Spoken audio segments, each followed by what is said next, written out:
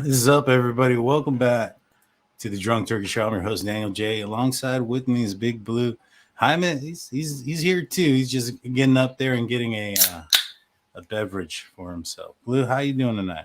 Doing good, man. Doing good. I also got a beverage to enjoy. It's part of the rap songs. They're drinking some E&J and pouring it up. So I got some E&J peach. Oh, nice. Peach. I guess this is bourbon. Peach bourbon, man. Leaning on the bourbon, eh? So I'll be drinking tonight as well, man. It's a special occasion, so I'll be having a little bit of bird dog. This is something new.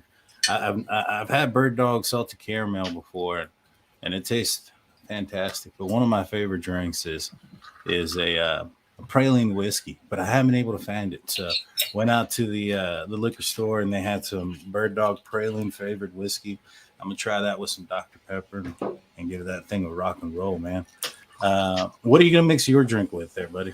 I'm mixing it with a tea, so it's gonna be a peach tea. Peach tea, man. Peach tea. I feel like a little bit Georgia peach, Are you gonna start singing like Luke Bryan at the end of the show, or what? I just might. So what we're doing tonight is, for on every Friday night, we'll have our regular show, and then about halfway point, we turn it into the chat is members only chat. And so, hi, welcome back. And so, tip to the bartender Blue, $5 super chat, $5.50. Thank you, Mikey, and thank you so much for the stuff you've been sending on the email. I've been appreciating everything you're sending. And tonight we're also going to be giving away a tumbler. And that'll be on the members only. So you got to be a member. It's it's members only chat. You don't have to. We're not ending the live or anything. We're just going to change the chat out at that point. And tonight too, when we have a new member added, myself, Blue, and Jaime, we'll take a drink. Oh. Jaime, what are you drinking tonight, bud? It's one of those nights. Holy smokes! Do I have a big enough bottle? Don't get too drunk. Don't get too drunk. I think I have to go get another bottle, but it's okay.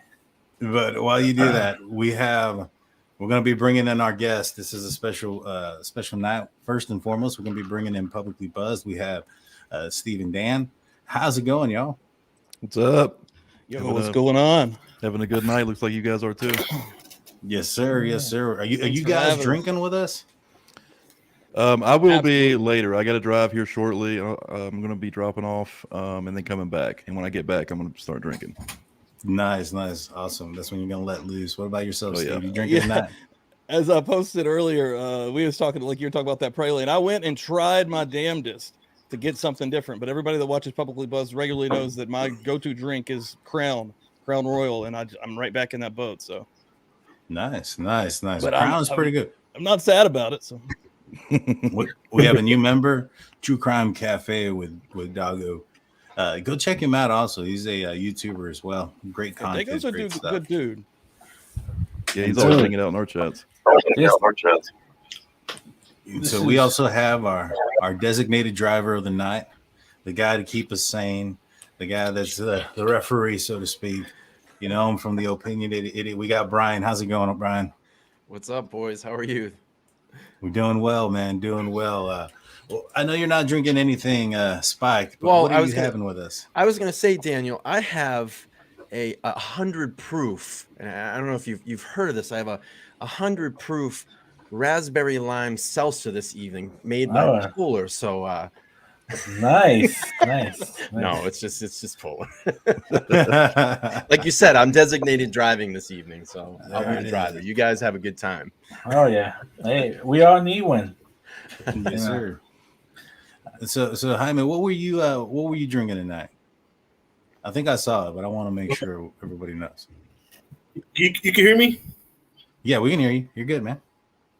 Yeah, I can't see myself on the screen. That's what I was asking. We see you loud and clear. I'm drinking Dos Equis, man. Oh, yeah. Old feet. Dressed or not dressed? Naked.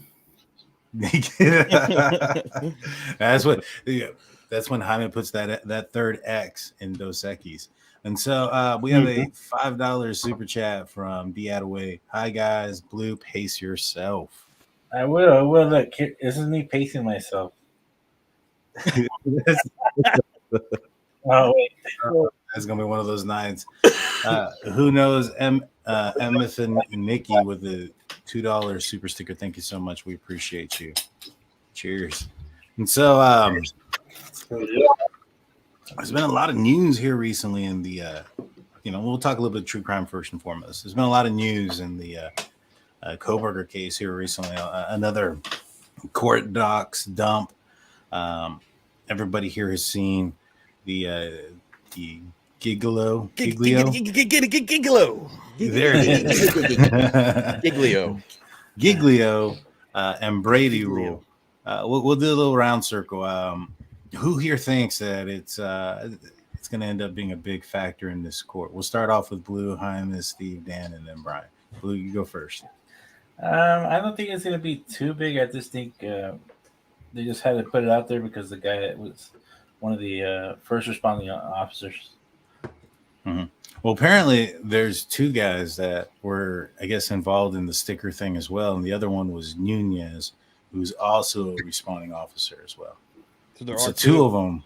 Yeah, there are two that responded there that apparently were lying on the stand. What about you, Jaime? What are your thoughts on it? Do you think it's going to end up being a big piece of this case? It shouldn't, but it will be because they're going to try to exploit it as much as they can. They're going to put a big spotlight on it and make it seem like they're, they don't have the tools. They're, what's called, they're doing a bad job and whatnot. You know what I mean? Right. Well, they've kind of had this. They're kind of making a name for themselves of being a little shady. Well, we'll say it at least at that. Thank you so much, Jody Bolt, for your $2.99 super chat. We appreciate you. What about you guys, Publicly Buzzed? Do you guys think that this is going to be something that's going to end up being an issue later on, or do you guys find this as just, something that's going to be well explained before trial? Well, I started out not thinking that after I had looked up the definition that night of what it actually meant. Then the further I actually started digging into what actually happened with Gunderson, and now that I didn't know about Nunez, the credibility of the police department is going to be absolutely brought into question on the stand. So, yeah. Did I get lost? Yeah, that's kind of where I was Yeah. at as well. Sorry, were you? No, I wasn't. Yeah. Sorry. Okay, gotcha. So me and Stevie kind of went over it last night, and I was in the boat where I didn't think it was going to be a big deal. I thought it was going to be something super minor. Well, before your community came up with what possibly it was about, the officer and the incident and all that. Yeah, your video is what made me start digging that day. Yeah, the night prior, before even when I made the video first on it, I still wasn't sure. You know what I mean? I still was kind of learning about even the definition and what it was about. And I'll even admit I probably busted that video out a little premature. But then the next day when I really started digging, that's again, like Dan was saying, that's when I started realizing that this could be, I'm not saying that it's going to get Kohberger off, but at the same time, it's going to bring questions. Right. Yeah, I think it brings the credibility of the entire police force into question. It's and the defense is going to use that to their advantage, and I think it could be a big deal. What about you, Brian? What are your thoughts on it? And thank you so much, True Cafe with Dago. We appreciate your support. Thank you. Yeah. So, when I heard about this, I started doing a lot of research into it because you don't really hear a lot of this, but. From what I'm finding, these are, and if anybody saw what I was talking about on my channel, from what I'm finding is Brady Giglio orders are pretty much filed. I wouldn't say in every case, but it is to put a lot of information out there. If you know that something may be going on in a specific, department or something that's going on in, maybe another criminal case or during this case. And I think it is going to give some ammunition, just like everybody said on this panel, for the defense. Another thing that I think too is why I think the specific order was put out there was, the last time that we really heard any major thing around Brady Giglio was 1995, the O.J. Simpson trial. And what happened there is that they knew, the prosecution knew about Mark Furman's racist statements and withheld all that, and that came out in trial, and it was not deposed to the defense. So when that came out in trial, That was a big issue. And I think that's why they just want to be very transparent in this case to not screw anything up. Normally, I would agree with that. And I would think that if there was something to the effect like, in order to seal or unseal those documents, if there was one in particular. But the way the document stated, it stated that it has come to the attention of the court that there was an investigation done. And so this means this kind of those that when that word or verbiage is used, it kind of tells me that this is, something that wasn't expected, something that Sure. is new, and it also indicates that there was at least an incident. And so it's not something like a coverall where like a lot of folks are wondering, like the co-defendant situation, right? Like them asking a blanket question if there's a co-defendant there that they have to relinquish that information. That's one thing. Asking if there's a blanket question about if there's officers that have had questionable situations, but this is referring to a specific incident, a internals and fair investigation. And so for me, I honestly do think this is something serious because although it may not affect the case in total, what ends up happening is whatever part of that investigation that the officer was involved in, there's going to be a question of credibility. And unfortunately, that's the crime scene. And so you're looking at, the knife sheath, you're looking at the bodies, you're looking at everything that goes along with that. And so perhaps maybe if he didn't, there's just a criminal investigation. We don't know the outcome of that investigation, but from what I understand, I think he lied on the stand. I think both of them did. He got like the police department was trying to conceal that body cam footage, and Gunderson is actually the one that messed up right there and mentioned it, and because they had been saying time and time again there is no footage. Then they produced this footage because from what I read, Gunderson messes up and then they produce it with no audio also. So I mean that goes right back to again just diving in real time, seeing the shadiness of what is going on with the Moscow Police Department. It I don't know. It's messing with me, man. I'm different today than I was even 2 days ago. Like this has actually messed with me the most than anything that's come out so far, personally. No, I agree. It's unfortunate because let's just say they didn't do anything shady in this case. Like everything was done accurately and accordingly, right? This guy can and possibly could get off because if the knife sheath isn't used, that's a big part of the evidence that they have against them. If you don't have the knife sheath, you don't have the DNA, you don't have a lot of those things. A lot of those things go out the window. The only thing that you have is his height, weight, build. You have whatever investigation that took them down to get a search warrant for his cellular pings, which happened to be apparently on his background and his studies and what he put out on Reddit. That's what led to the warrant for the pings on the 23rd.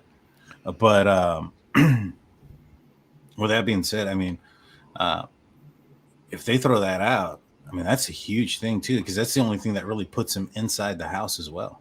Yeah, that's the only thing that really ties him there. Like, what's interesting about the ties him there. What's interesting about the sheath is that in the original affidavit, they were saying that the Idaho data testing or DNA testing facility is who found the DNA, but apparently it's come out that it was actually sent off to Texas, right? And that's who found it. So I mean, if that's wrong on that warrant, then what does that mean? That was the other thing I was going to say. It was that warrant says that Moscow Police Department found that information, right?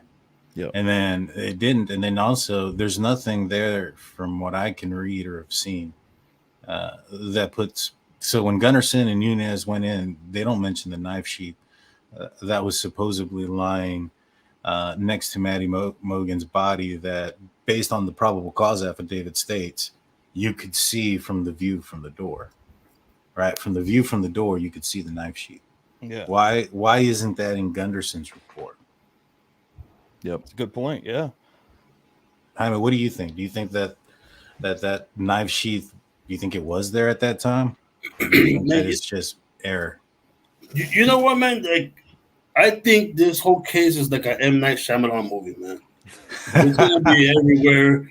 It's gonna start from the end and then and finish at the beginning. It's M. Night Shyamalan and Quentin Tarantino making this case. You know what I mean? It's just it doesn't surprise me that there's this light right now, spotlight on the police force, for their incompetence. You know what I'm saying? Yeah. Yeah, it keeps getting deeper and deeper, man. I think for me it was like, it went on for so long and there was no suspect, and then everybody's just sitting here and they're going, this may go cold. This may be years till we find someone, and then all of a sudden it's like, boom, we have this person, and you're like, yeah, they got the guy. Like, you're like, yeah, they have the guy, and now over time, as time's going on and we're getting close to that trial, there's all these road bumps that are just popping up, and it's like, this guy, if he allegedly did it, he may walk, because there's so much things that are screwed up, and it's just like every day it feels like it's getting beaten down, and we're just a bunch of people on a panel. I can only imagine when the families start hearing this news. It's very disheartening for them. Man. So yeah, it is, man, and that's going to be the sad thing, and that's kind of what I have brought up, and to begin with, like, if this guy ends up walking, and he was a guy that ended up committing this crime, there is no justice in this case. Yeah. And it's crime time with Mama Bear. Thank you so much. We appreciate your support of the $2 super chat. Thank you. So another big question that's been coming out, or one that I've been bringing up quite a bit myself, is when do you guys think that they started to zero in on Kohberger? When did he become prime suspect number one, in your opinion? We'll go in a circle. Jaime's having a little bit of attack. Big Blue. When do you think they started to zero in on him? I think it wasn't until they got the DNA back and the warrant for the cell phone pings. No, well, they were already watching him at that point. When do you think that? Do you think that it was early on? There's a lot of folks that don't know if they were. A lot of folks think that they zeroed in on Kohberger immediately, like right away. Yeah, I actually have a question. Did they have anybody else? Was there other suspects that they seriously took into account, or did they have enough information out the gate, even with the pings and all the information? He just gave $2 on his own stream. Thank you, sir. We'll take a drink for that. There was a question out there. Who has the best beard? I saw that question a little while ago. Oh man, it ain't gonna be me. Well. Not me. We got a haters gonna hate with $10. A great looking panel tonight, by the way. I super chat before and called me a guy. I'm a lady sitting on my Harley. You guys should. You guys should make a calendar. Yeah. And haters gonna hate. That's a good one, man. They're always in the stream dropping loot. They're a good one, man. Thank you. Oh man, thank you so much. We appreciate you and appreciate your support. Big Blue has a Harley also. I wish, man. I want one. I want to see Harley. I mean, I want to see Blue on a Harley, dude. You got to get that footage for some members only. It's gonna need training wheels. It has the training wheels. That's the only way I could ride it. For my birthday, I was gonna go get my license. That's what I was thinking. I'm gonna go get my license. Dude, I legit want one of the like 3-wheeler ones. Like, I really wouldn't feel safe on just like, that sounds like a pussy thing, but I mean, I wouldn't feel safe on a 2-wheeler. 3 wheels, dude. 3 wheels. I'm ready. Like, I don't care what people are saying. I'm ready to have the wind in my hair, bro. Like, wind in your beard. Wind in your beard, brother. There you go. It's like, I can barely drive a car, so I don't think it's a good thing to like a motorcycle. Mikey comes in with a 550 super chat. I sent you an email about the link to BK possibly my last cent, bro. Dig deep and do your thing. Will do, man. Will do. Thank you so much for your support and everything you sent me. He sends me a lot of information, Mikey. He helped me, him amongst probably about maybe 4 others sent me I got an email like immediately after our live stream on Wednesday about the Brady gigolo thing, and man, guys, gigolo from now on. Gigolo. It's hard, man. It's hard for me, especially for me that I'm really bad with names. started a freaking controversy, you know, statewide or countrywide when I called him Kim Pam. Oh, I remember. What'd you call her? I called her Pam, and I think I know why. So I run a business, right? And we put solar panels on houses. And long story short, I had a customer whose names are Troy and Pam, and I was dealing with them earlier that week. That shit's easy. And so, and then the problem is once I get somebody's name wrong, that wrong name sticks with me more than the right name. I'm just doomed. It's hard. It's hard. I was calling Jaime Jamie. Jamie. Yeah. They're like the first time we met. It works. And then, you know, and y'all didn't even correct me. And then, like on my stream, I'm saying it, and I think Dan corrected me on there. Yeah. He's like, I think it's Jaime, and I'm like, what? Live, I'm just like, well, I'm an idiot. Like, I apologize. Thanks, Steve. I wanted to say earlier, you know how you wanted to track, right? So the other day, I was at work and I was talking to one of my coworkers, and I was saying that I like the Honda's version of the trike, which is the Goldwing. They make the Goldwings as trikes, and we looked them up, and they're like 40,000, 45,000, right? And we were talking. One of my other coworkers, she's like, "Oh, my ex-husband used to have that." He's like, "Oh yeah." He's like, "Yeah, he flipped over it and died." I was like, "I love murder, dude." I was like, he unalived. He unalived.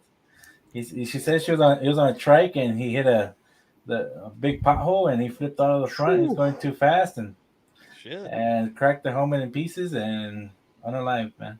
Damn, maybe I was just kidding. I was just kidding about the unalived thing, y'all.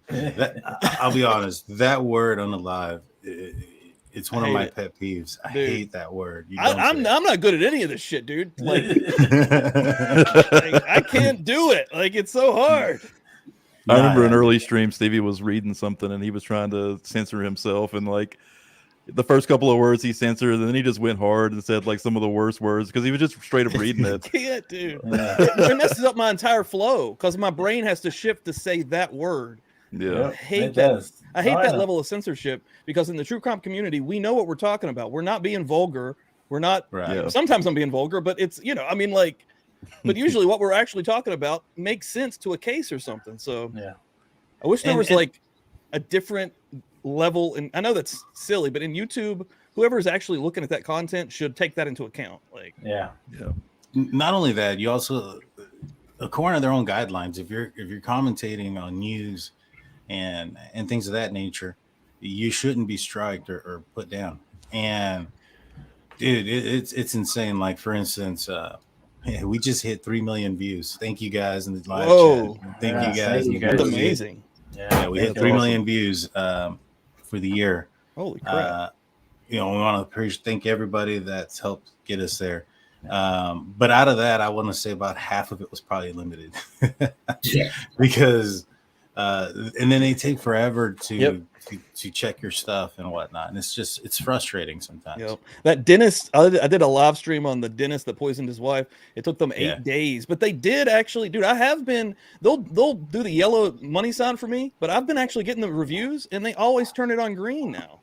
There for a while, I was like, well, shit, it's probably messed up, but I mean, maybe they're actually reviewing it and actually, because I've had 4 now I've done that with, and they've actually switched it. Yeah, I've done them all, and they've switched them all. Like every one of them that I've had went from yellow to green. But there's been some where we end the stream and we're like, yeah, that definitely is not gonna fly. I'll give you a tip. I'll give you a tip because normally I get flagged within the first 3 minutes. I go in right away as my stream is going, and I already start the review process. And usually by the time I'm off air, they've already looked at it. That's a smart move. We had one that was yellow. I know automatically it's just gonna nail me, so I just wait. I have the tab up, and that's sometimes I go, I'm just gonna take care of some business, chatters. Hang on 1 second. I just do the review right away, and that's it. By the end of the stream, it's usually there. Yeah, it's hard to like, when I first began, like try to keep myself from saying certain words. It's super hard, man. Yeah. Like right now, it's like you can also say like Clinton or Fauci. Yeah. Oh man, there's some big trigger words. Start the review, Danny. Hey, you just said Fauci, bro. They're not going to turn that yellow one on this one. That's over. It's done. Like, But to circle back around Why to you your didn't say question, Fuchi? to circle back to your question, when did he become like? When did they eye him in, or was there another suspect? I think there was. yeah, that was I my think question. there was a suspect. Now, the biggest piece of evidence that there was another suspect is one. Kohberger was. When was he in Pennsylvania? December 17th, somewhere around there, right? December 20th. He went there for Thanksgiving too. Right. No, he didn't go for Thanksgiving. I think he did. Am I wrong there? I might be wrong. Yeah. I was thinking that he went home for Thanksgiving also, though. No, he stayed there. Okay. He had a doctor's appointment. Then he had a barber's appointment. Okay. He did all these things. Yeah, I do remember that. Yeah, he goes back, right? He's over there, but according to the Airmail article, right? Chief Fry and everybody get all excited about that white Elantra that crashed in Eugene, Oregon. They know where Kohberger's at. They know that that's not his vehicle, but yet they're getting excited about that. I do remember that. A picture Now, that went viral. Right now, after that is when they pulled the warrants for his cellular phone. That was on December 23rd.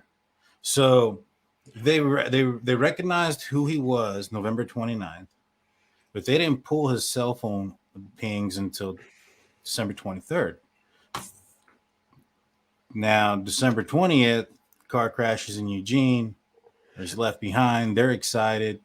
December 21st comes back. It's not connected. In fact, if you go and look at the public, the press releases from the 7th to the 20th of December, there's not a press release. And the 7th is when they tell us about the white Elantra. Right? Mm-hmm. Now, after the 20th is when they start press releasing again. Right? And that's also when they start pulling the warrants for Kohberger. Why'd they wait so long? Why was it because they were watching this other Elantra that crashed in Eugene come back not being the car? So then they looked at the next guy. Mm-hmm.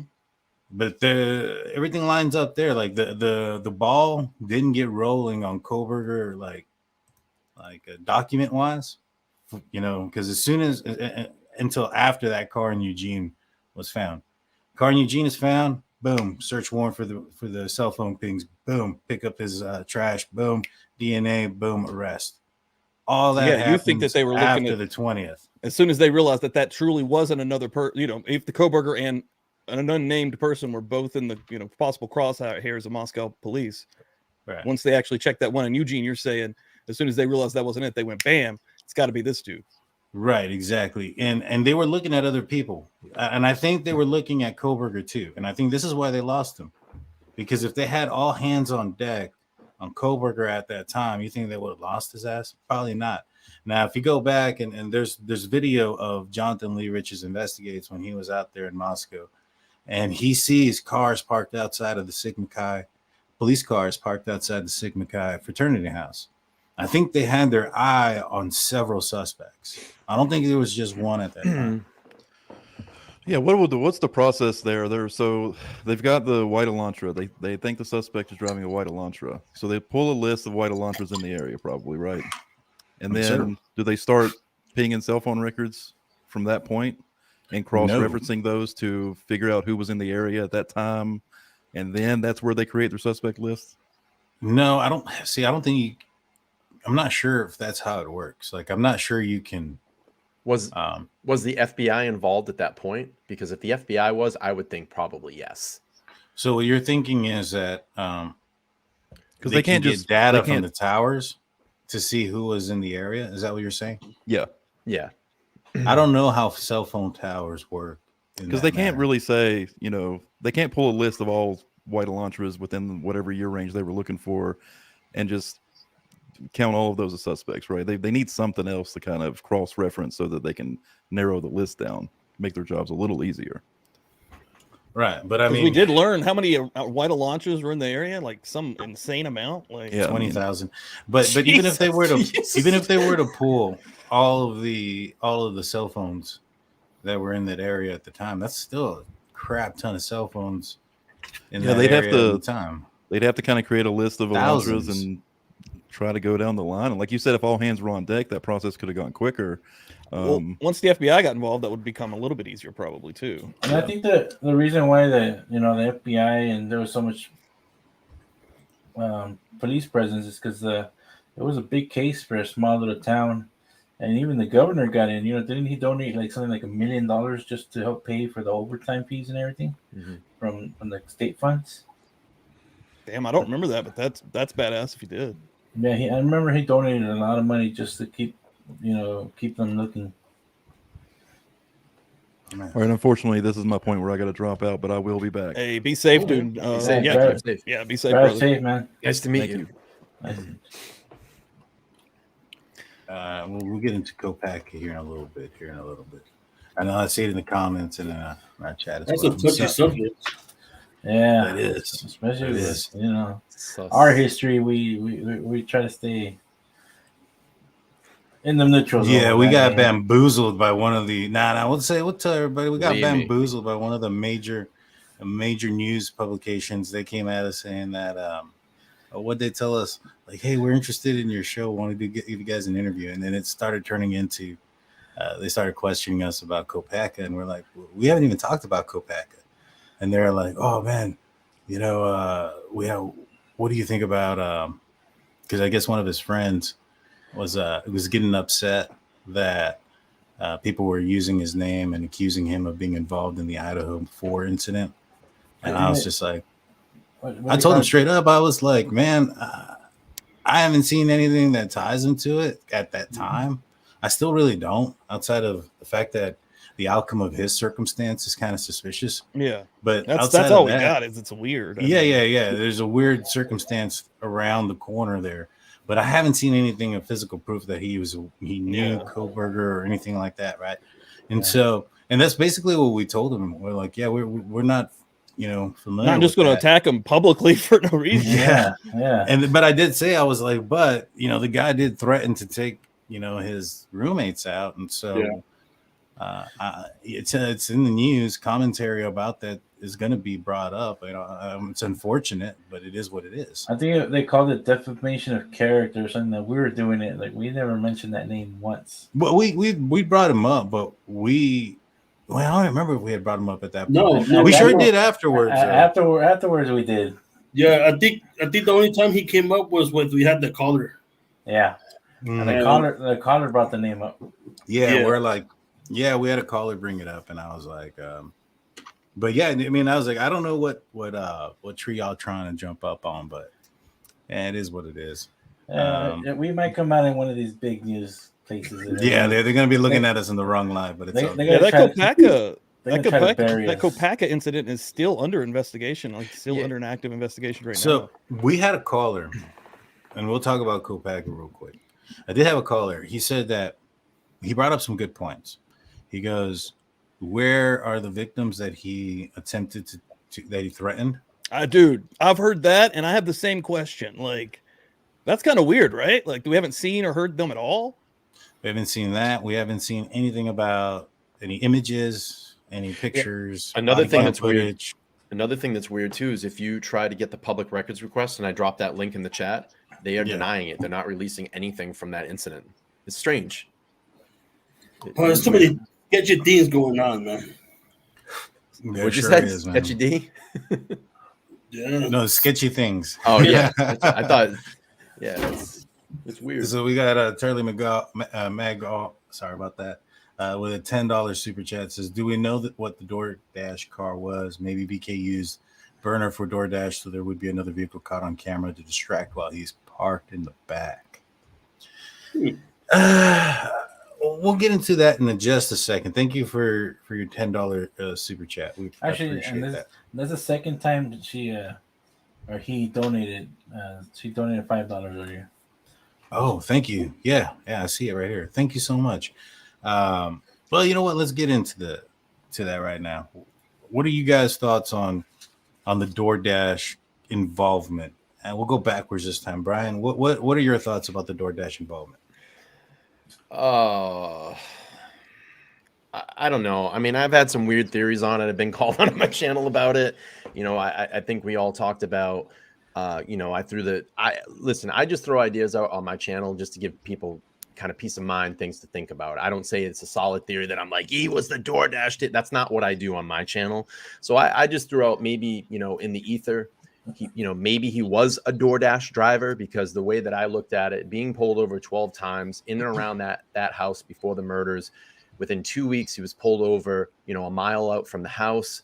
You know, college kids need money. And I just had that theory. Maybe he was DoorDashing to find his victims or find, you know, I threw that out there. There's the other theory out there that maybe he called the DoorDash driver as a distraction to get there and get access to the house. I mean, those are some of the things that have been thrown around too. So I don't know. I don't know. It's just a weird case. You know, every time you try to dig another angle, something different happens or another piece of information comes out. So it's just strange. Yeah, I'm definitely weird on the DoorDash thing, because my question is really like, and I've heard like both arguments and even the burner phone argument. Like, even if he had a burner phone, like he would still have to have an actual account that's going to be funding money through an actual bank account. Like, he's going to have an ID associated to the account. Like how am I, like, honestly, I'm really just trying to figure out, how could he be the DoorDasher? Like, I think the only I think the only other thing that I've heard, and I'm going to try to recall here, I remember reading something on like Reddit or something, and they were talking about the actual DoorDash app. So if you download it, you can tell where a DoorDash is actually going in that specific area. Like, it won't tell you the address, but it will give you kind of a specific area to where it would, you know, be going. So I've heard things like that too. Maybe he was using the app, and it's just really weird. Like I said, every time I hear something, there's something different that comes up. Yeah. When I did a reaction video to the Crab Circus video that came out, and like somebody in chat had me thinking, and like the one thing that did like sort of ring a bell, and it would be just complete chaotic, like coincidence, but Kohberger's already coming. He's already in the move. He's already he's already in the area, and a DoorDasher actually is there to deliver food. Yep. And he says, "Hey, you know, that's my food." And then he just continues. I mean, that'd be the craziest thing ever, but he just goes up to the door, right? He's like, "Hey, here's your food," and then just busts his way in. Yeah, the only other thing that I thought could be too, and I thought you were going to just go here with this, say he's on his way to allegedly kill these people, and ironically a DoorDasher shows up at the same time. That's why he turns and does all that kind of weird turning. That makes way more sense. And he's waiting for that car to leave, and then and then he sees the car, you know, maybe sees the food delivery there's my. You see somebody walking up to the door, right, and he's already like, "Oh shit!" Like, yeah, that's exactly what I was gonna say. I was gonna take the easy way out and say that. It's like, I think it was just pure coincidence. Sure. And he turned around. And it could be like, because I don't think it's that odd that the DoorDashers there. They're probably there all the time during that period of time. Like, bars let out at 3, and I know that they weren't coming in that late, but just an average DoorDasher would probably be in that area at that point in time. Yeah. But the weird part is a murderer coming through. So sure. But that would, I mean, dude, it's not out of the realm of possibility. And dude, us all looking into true crime, all these crazy cases we see daily, we're just being bombarded with them. The craziest circumstances are coming out in these things that make you go, that you would only see that in a movie, but it's actually happening. Right. Exactly. Yeah, man. I think it was a coincidence. You know, I think, you know, a lot of people order at 10. There's times that we order stuff at work at 3 or 4 in the morning. And at first I want to say DoorDash, y'all suck, because there was one night we were hungry, man. They canceled twice on us. We waited like an hour and canceled. All right. I guess we're not getting sponsored by them, though. Yeah, man. I had to go raid the vending machine. And I will say, I have no experience with. I've ordered DoorDash, of course, but I have no experience with like the app. Like, that's my only real like question is like, if you had a second phone, like, how could you make that work? How, like, you have to have your, like, unless you are doing some, like, I mean, I guess there's some deep scam shit he could be doing, right? Yeah. I mean, Could be, but you can he's a criminologist, so. Yeah, you're gonna have to leave some digital trail behind. And I just want to say, this is as a Puki Marulo. Dave's not here, man. Dave's not here. I saw that. That's awesome. That's funny. I have a theory on it all completely, and I think I know what it was. So, remember when, and it kind of alludes to what Blue just said too. Remember when they had the body cam footage across the street there, the drunk kids walking around, Yeah. and you can see in the background the lights turn off around 3:00. Yeah. Here's my theory. The PCA says she received her order at around approximately 4:00. Mm-hmm. Not that she ordered it at 4 or whatever. Right? She received it. Is it possible that she ordered it way earlier, got a couple people to cancel it, fell asleep, it was left outside, and that's the reason why Kohberger was circling around? There was a DoorDash order outside the door there, right? So he goes there, sees the food outside, circles around, waits till the food goes inside. She comes in. I'm going to remove us real quick. Comes in, opens up the bag, right? Tosses it over here because it's been out in the cold for a while because she fell asleep, woke up at 4:00, pulled it in, took whatever out, a piece out that was cold, threw it up against here, knocked over this pot, picked up the pot. It's late. Didn't clean up the mess and just tossed it back there. And went to lay down around 4:05, and Kohberger doesn't see the bag outside no more. Sees the lights turned off. It's time to go in. 4:08, 4:09. Possibility. That makes sense. I mean, on the affidavit, it says that she received her order at 4. What is it? 4:20? 4:02. 4. No, it said at approximately 4:00. 4:00. Okay. They're saying Kohberger, and then what? She was on TikTok at what, 4:12? Yeah. She's awake now. Oh, go ahead, I'm sorry. Because in the affidavit it says she received her order, so they are they assuming it was her that ordered it, or they're just, is it common practice just to assume that it was hers, or they know for a fact that it was hers? Because I think they would have mentioned it, but they would have said like, oh, she received an order from DoorDash, not just say, oh, she received her order. So I'm guessing they know it was her that she ordered it. Right? They'll definitely know because they'll be able, because they'll have her phone. Like they'll be able to see, if that was ordered. Yeah. Daniel, can you pull that picture up again? I just want to take note of something. Yeah. Just want to throw this around and see what everybody thinks on the panel. Okay, so you look at the bag, right? Mm-hmm. Right. Okay, the seal's been broken on that bag. Yeah. Right. Why would they not take that for evidence and dust that maybe for a fingerprint or DNA or anything? I mean, you don't know who actually broke the seal on that bag. Right. You know what I'm saying? Yeah. Well, the affidavit says that they know that the DoorDash guy came in because he reported it himself. At the time of this picture, they may not have known that. Sure. They may not have known that this was a recent DoorDash order. I don't know, but I mean, I feel like they should have definitely would have taken that though. You know what I mean, Because the DoorDasher came out after the fact that basically was just trying to clear his name because he knew that they'd probably find him, right? Yeah. Remember, There is an unidentified First person they DoorDasher come after is me. come out. So. Remember in the beginning, our theories was that whoever broke in, and we didn't know it was Bryan yet, broke into that window because they knocked that pot over. So that was our theory in the beginning too. Oh, and there was the ladder theory too. That there was a ladder on the side of the house. I heard about that too. There was a ladder theory. We might have created that theory. Did you guys see the recent video of I think it was on News Nation? They actually got up and close to the house. Did you see that? Yeah, I did. They got access to it. It's pretty crazy. No, I mean, it's kind of like a time capsule. Well, they got access, and then they got their access restricted right away. Oh, they did? Yeah. Something happened where, like, right away, like, not even, I guess they did the recording, and then, like, the next day, their names off the list, because I guess there was a list of people who would actually check it out. It's funny. They'll let them up to do that, but they want to tear that house down really quick, don't they? very quick, too quick. Interesting, right? Yeah. Hey, wait a minute. I've never seen this before. Find something? Dun, dun, dun. Is it a new? Yeah, so I'm going through the search warrant that they sent out for. This was the warrant for Bryan Kohberger's arrest warrant, in Pennsylvania. And right here it says who the private party is.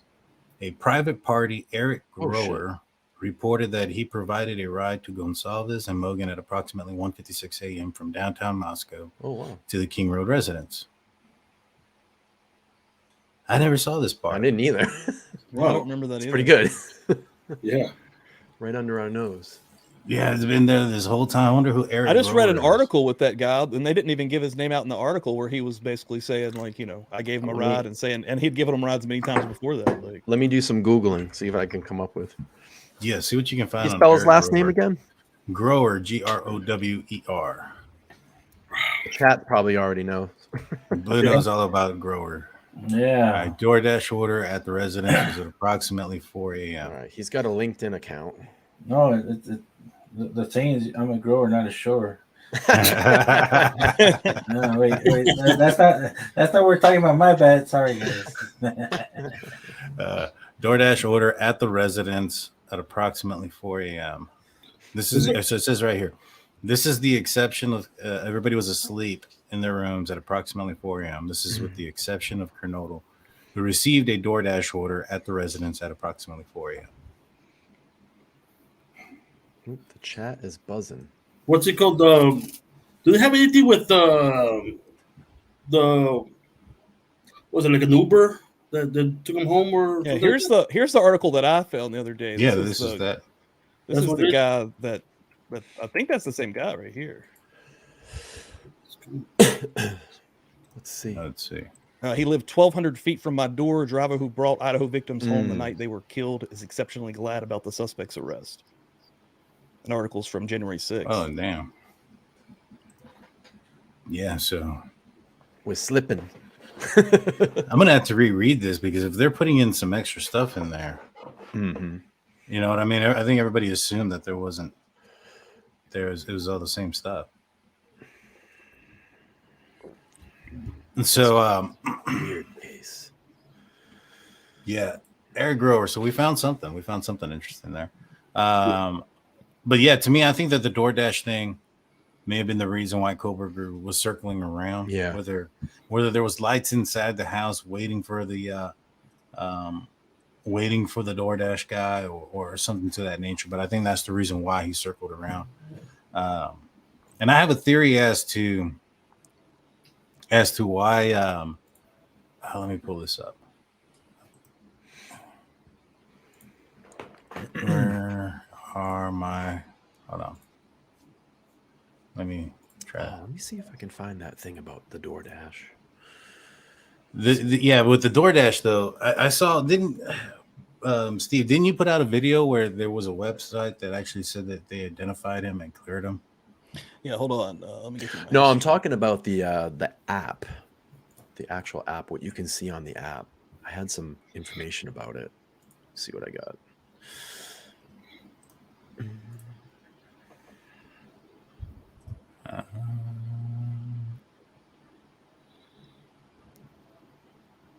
Oh, you got a map.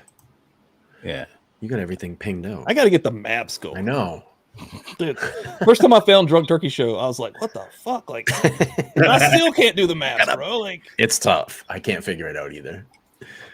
It can be challenging. It's a dark web. It's the dark web. like I'm just not. I even like sat one day at work and I'm like, I'm gonna see what I can figure out here. And I'm sure I could Google it and really put some. But I was like, all right, and I just got frustrated. Yeah, Danny asked me one time, he's like, "Hey, can you give me a picture of like a certain address?" I'm like, "Yeah, let me get on my laptop. My laptop almost exploded because it couldn't handle it." Sandra Williams, what's going on? What's going on? What is going on? Let's see. So here's where the house is, right? And I've been watching a couple other shows, and they had a couple questions, and this is my little theory that I got going on, and I'd like your guys' opinion on it. So remember how?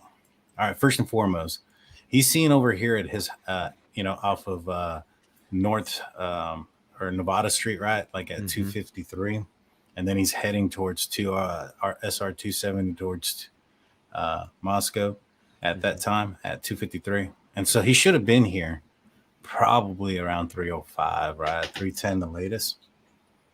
But he doesn't go straight there. The first time he's seen the corner of the PCA is at 326, way out here, right? And the 700 block of Indian Hills Drive. Now I think I figured out why.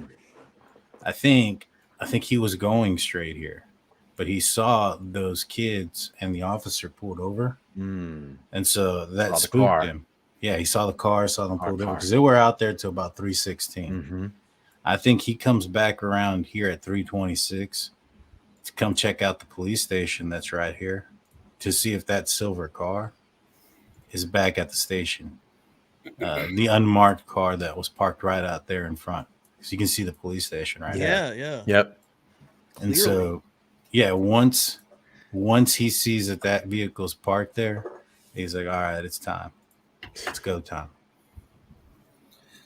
And then he's seen right here at 3:28, and then a minute later in front of the residence.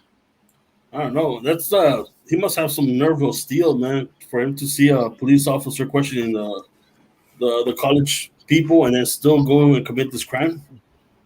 Well, If that's the case, you know what I mean? You think he was taking any kind of like nerve suppressant drugs? Like, have you guys ever heard about that with like criminals? Like, specifically, there's a story from there was these bank robbers in California that were just nailing banks, and they would take like this nerve type drug that would like suppress, their energy or basically the nervousness and them basically getting freaking the fuck out, and they'd be basically pretty calm and like they were pretty successful. Like, Yeah.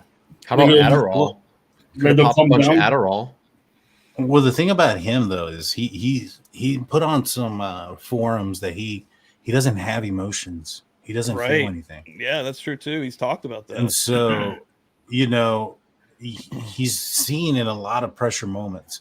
Like let's just say, he's allegedly committed this crime, right? So let's just say he did, right? He gets pulled over twice in Indiana. Doesn't go on a chase, doesn't leave, doesn't do anything. Cool, calm, collective. Is standing there, talks to them, maybe perhaps, doesn't like what his father has to say. Maybe his father says too much, but he doesn't lose his cool. He's not there. He's not sweating his ass off.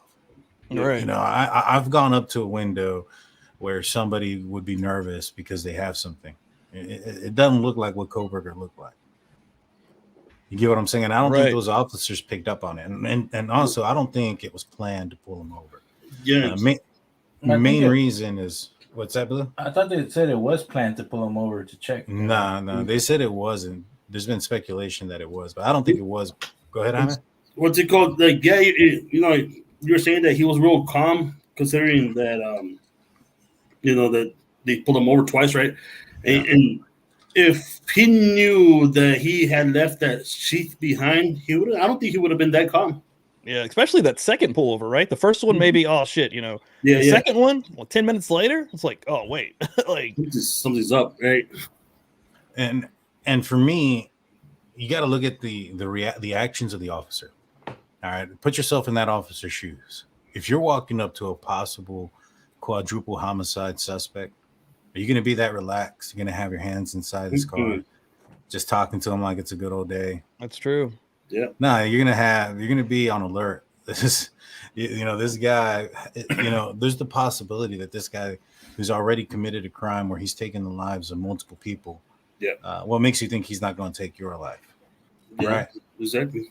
And especially now that he's probably put in a position where it could be his freedom taken away. And so you don't go up to those type of situations as relaxed as that officer is. Yeah, because we could see the body cam footage and the car footage. So Right. we saw exactly how he approached that vehicle. And yeah, he was, for everything you're saying and all accounts of approaching a murderer's car, yeah, he was pretty damn relaxed. Like, that's a very good point. And that's why a lot of us feel that, it wasn't planned to pull him over because of the way the officer was acting when they pulled over Bryan Kohberger. I never even thought about that. I've literally never even crossed my mind. That's why this rules, right? Like you could kind of mix everything together. Like, and bouncing ideas, especially with folks that are like with me, Jaime, and Blue. We actually come up with like a lot of our best freaking ideas off camera and shit. Like, exactly, yeah. Like we end the live and they're like, there's a floodgate of like just ideas, and I'm like, dude, we should have waited for this. For sure, man. So, hold on. I gotta switch off to the other side. So, real quick, y'all. The rest of the night, the chat will be members only. Wait, as we does do that mean every that the Friday. giveaways gonna come up? Yeah, the giveaway is gonna be here pretty soon. Let me. Hold on. Where am I? And sorry, guys, they're not giving me away tonight, so sorry. Yeah, Big Blue was hoping. Imagine But you yeah, shitting on that. I think I saw in the live chat that somebody said that they wanted us to do some calendars. Big Blue has like Those would sell, a dude. plethora of calendars going back 3 years. If you're interested in some of those retro, It's panoramic. And so it is now members only. I think the ones I'm at the beach are the best, you know. Oh, yeah. Yeah. For who, man? You guys have a killer opening to your show. Oh, I thank really you. We dig the appreciate that. opening. Thank Uh, It gets the vibe. Like you get the vibe immediately. You know what you're getting. Like it's gonna like you're getting crime, you're getting fucking facts, but you guys also have like a killer, like just easy going, chill mood going on here, and I'll dig it, man. Dude, it took like 30 takes for Blue to get those dance moves down. Hey. There you go. You're busting them out, bro. But real quick, here in probably in about 15 minutes or so, we're going to be doing a giveaway, and this is what we're going to be giving away, guys. We're going to be giving away a drunk turkey tumbler, Nice. and a sticker, right? Jaime, is that right? I put like 2 or 3 of them in there. Oh, nice. So let's watch this real quick, and this is what we're giving away. I don't know if there's noise to this or not. I'm sure there Doesn't is, sound like but I don't think it's all copyrighted. Oh yeah, then that's probably. Oh yeah, it was definitely copyrighted because it totally hit me with the bass in the ear. So we'll be giving away that tumbler.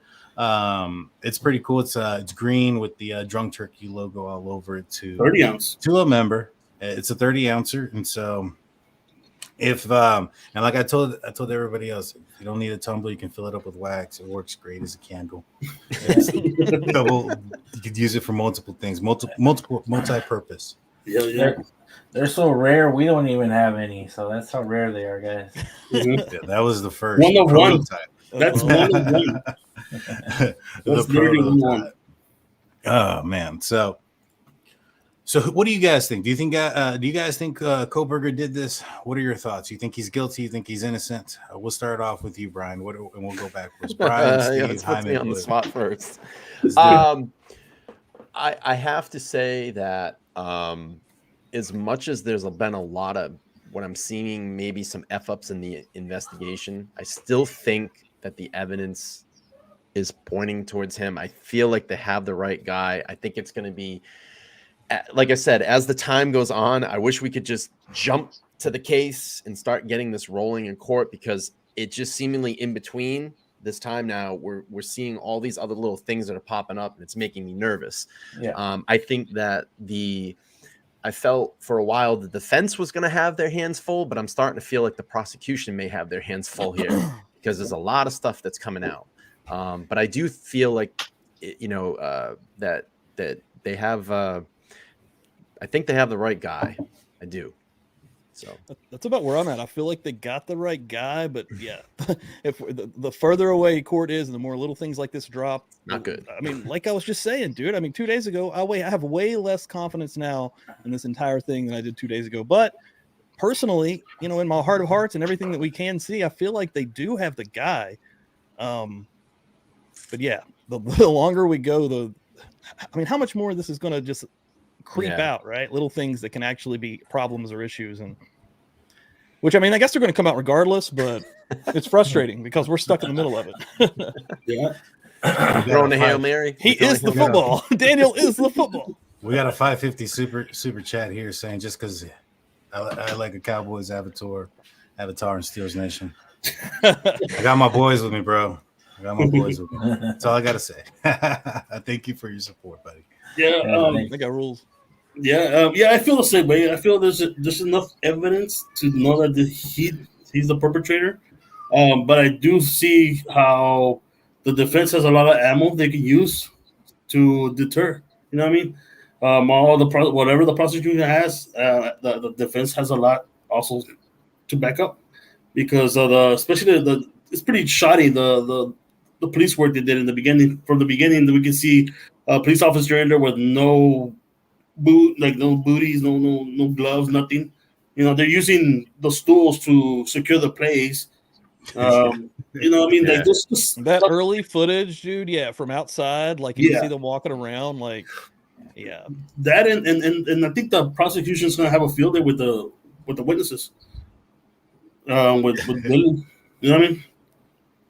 Especially on the statements you had. Yeah. What about you, Big Blue? What are your thoughts? You think he's guilty? You think he's innocent? I think he's guilty. But there is some of those troubling little things that are popping up here and there that are just like, will he get a mistrial? Will he? I don't want him to, because it sounds like he did it, but I don't know. So, if there's a mistrial or if he gets off, that's going to be solely on the law enforcement part, man. I mean, what if we get there and that, like, Ann Taylor starts really making us believe that he didn't do this? Like, that could happen. Like, I mean, I know there's already a camp online that doesn't think he did it, and I almost feel like they're being more sensationalized when they say that. But what if we really start rolling? I mean, I was mixed up with everybody on the Murdoch shit. So what if we actually really get rolling and start, I mean, the differing opinions, you think it's crazy now. It's going to get wild probably then if Ann Taylor starts kicking some real ass. Yeah. Exactly. The thing you want to keep in mind too, and I'm sorry, Daniel, because you're getting ready to talk. No, you're fine. But I think the thing that everybody on the panel and I think in the audience that needs to keep in mind too, one, we haven't seen the digital forensics of everything in intricacy yet. They haven't let that out. So there's going to be a lot of information there, as we saw in the Murdoch case. I mean, they had that guy down to literally like inches of where he was with all his pings and his motions through his cell phone. The other thing too is we don't know about the processing of the car yet. So that's going to be, if that could be a mobile crime scene. There could be a lot of DNA in that car. We don't know yet. And those are the two outstanding questions for me right now. That's going to be the big things. If they find nothing in either of those two parts, he's going to walk. Yep. He's going to walk. Yeah. For me, there's a lot of things in this case that I can't look past both sides, right? And thank you for that last super chat. Steelers for life, for sure, man. Appreciate your support, but yeah, for sure.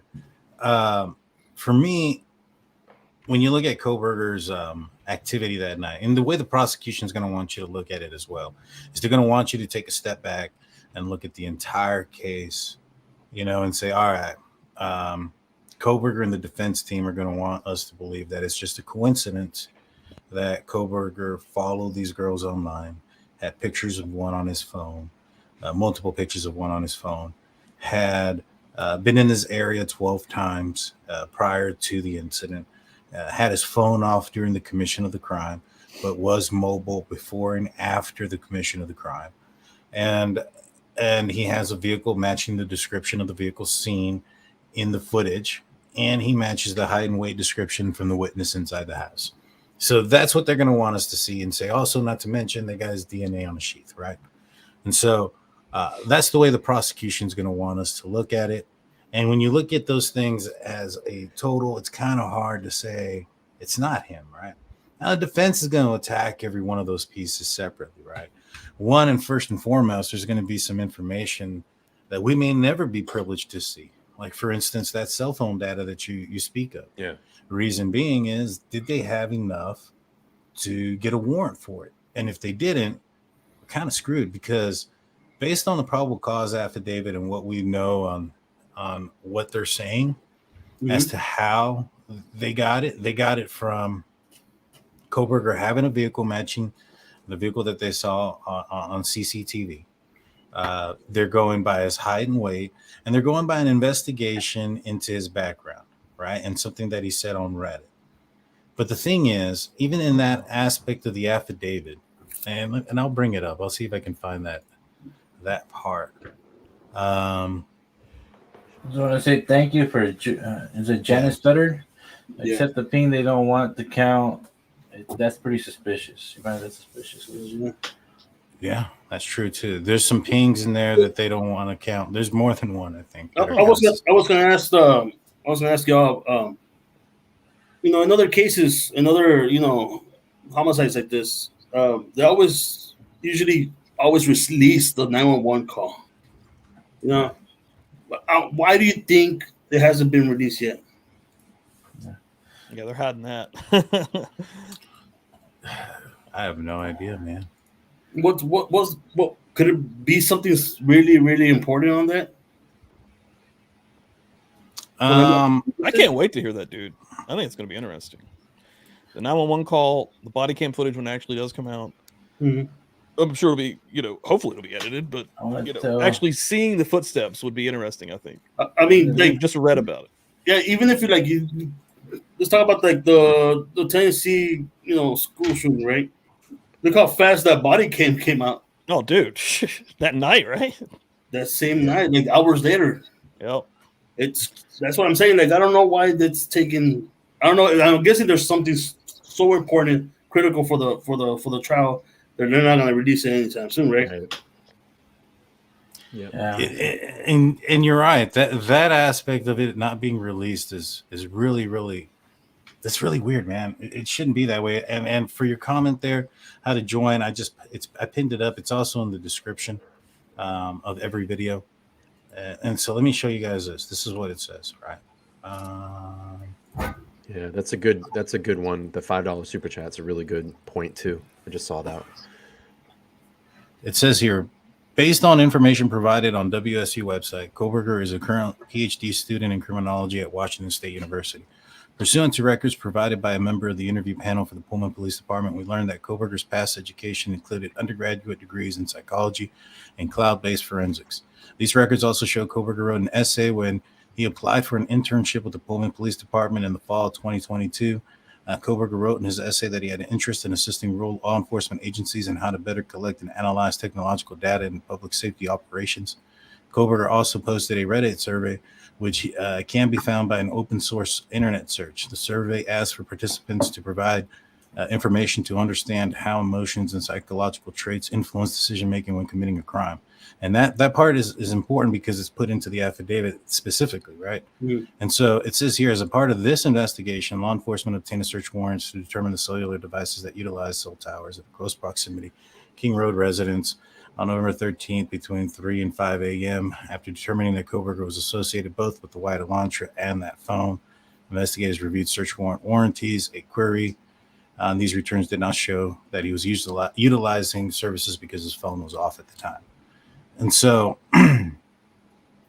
it was based off of this investigation that went into his Reddit stuff. Now, he was, at the time when he did that Reddit thing, was into sales as a criminology major, as also in psychology. I think that those type of questions and those type of things that he's researching and looking up would be what you would expect to find, don't you think, in somebody with those studies? Yeah, no, they make sense. Like, kind of like what we were talking about earlier. Like, if we're going to be Googling, like in the true crime community, we're going to be Googling all kinds of wild ass shit, right? Looking into cases, looking up stuff, lots of weird words, lots of weird terms. I mean, he's becoming a criminologist. Like, this is his future. Like, yeah. I mean, as weird as I think it actually is, when you really break it down with what he's doing and what the studies that he's doing, it isn't as weird, honestly. Like, yeah, exactly. It's something you would expect. And so, is that enough to go get a warrant to violate this person's privacy, to see where he was throughout his last couple of weeks? I don't think it is. And if it's not, right, if it's not, then if that gets thrown out, then we'll never know what's on his phone. We'll never know. A lot of that stuff won't come out. Yeah. I just want to know the $5 super chat. I mean, I don't remember. They did bag him. No, right. That's right. Okay. I wasn't sure of that.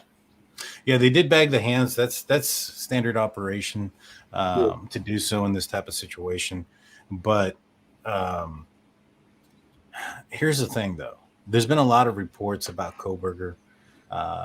Students that have come out, talked about him, a barber / hairdresser, and a some medical staff, right? He went and maintained his routine physical at a doctor's appointment a couple days after the incident. So damn.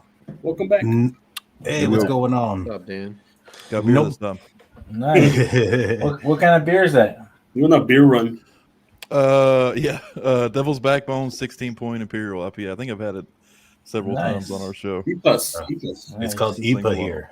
Those are IPAs. IPA, the IPA, I forgot. Yeah. And so, I don't know, man. I mean, nobody talks about him being scratched up. But yeah, you know what I'm saying? But yet they're saying that Xana put up a fight. Right. But I mean that's the thing that's starting to get me. And then there's been a lot of reports that he was up throughout the night cleaning and doing all sorts of things, right? If he was doing that before this incident, and he was, that's just the type of person he was. He was up all night cleaning, doing all those type of things, bagging trash separately. Right. If he's OCD or has some sort that does go to OCD, right? Right. If he has some sort of OCD,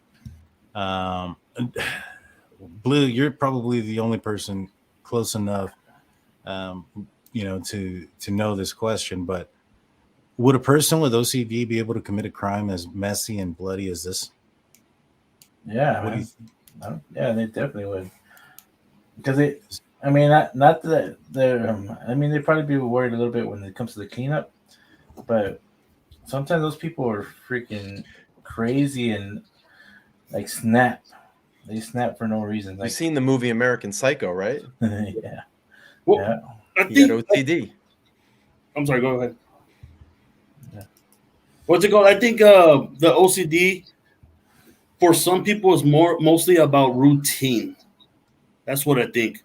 I'm sure someone can go and do this kind of crime and not worry, because OCD is not really about being scared of germs. It's more about having a routine and having stuff the way that they're supposed to be. You know what I mean? I could see the possibility of maybe the mess though, like the actual after you're in it, right? And then they're gonna have an OCD freak out in the middle of that mess after the murder.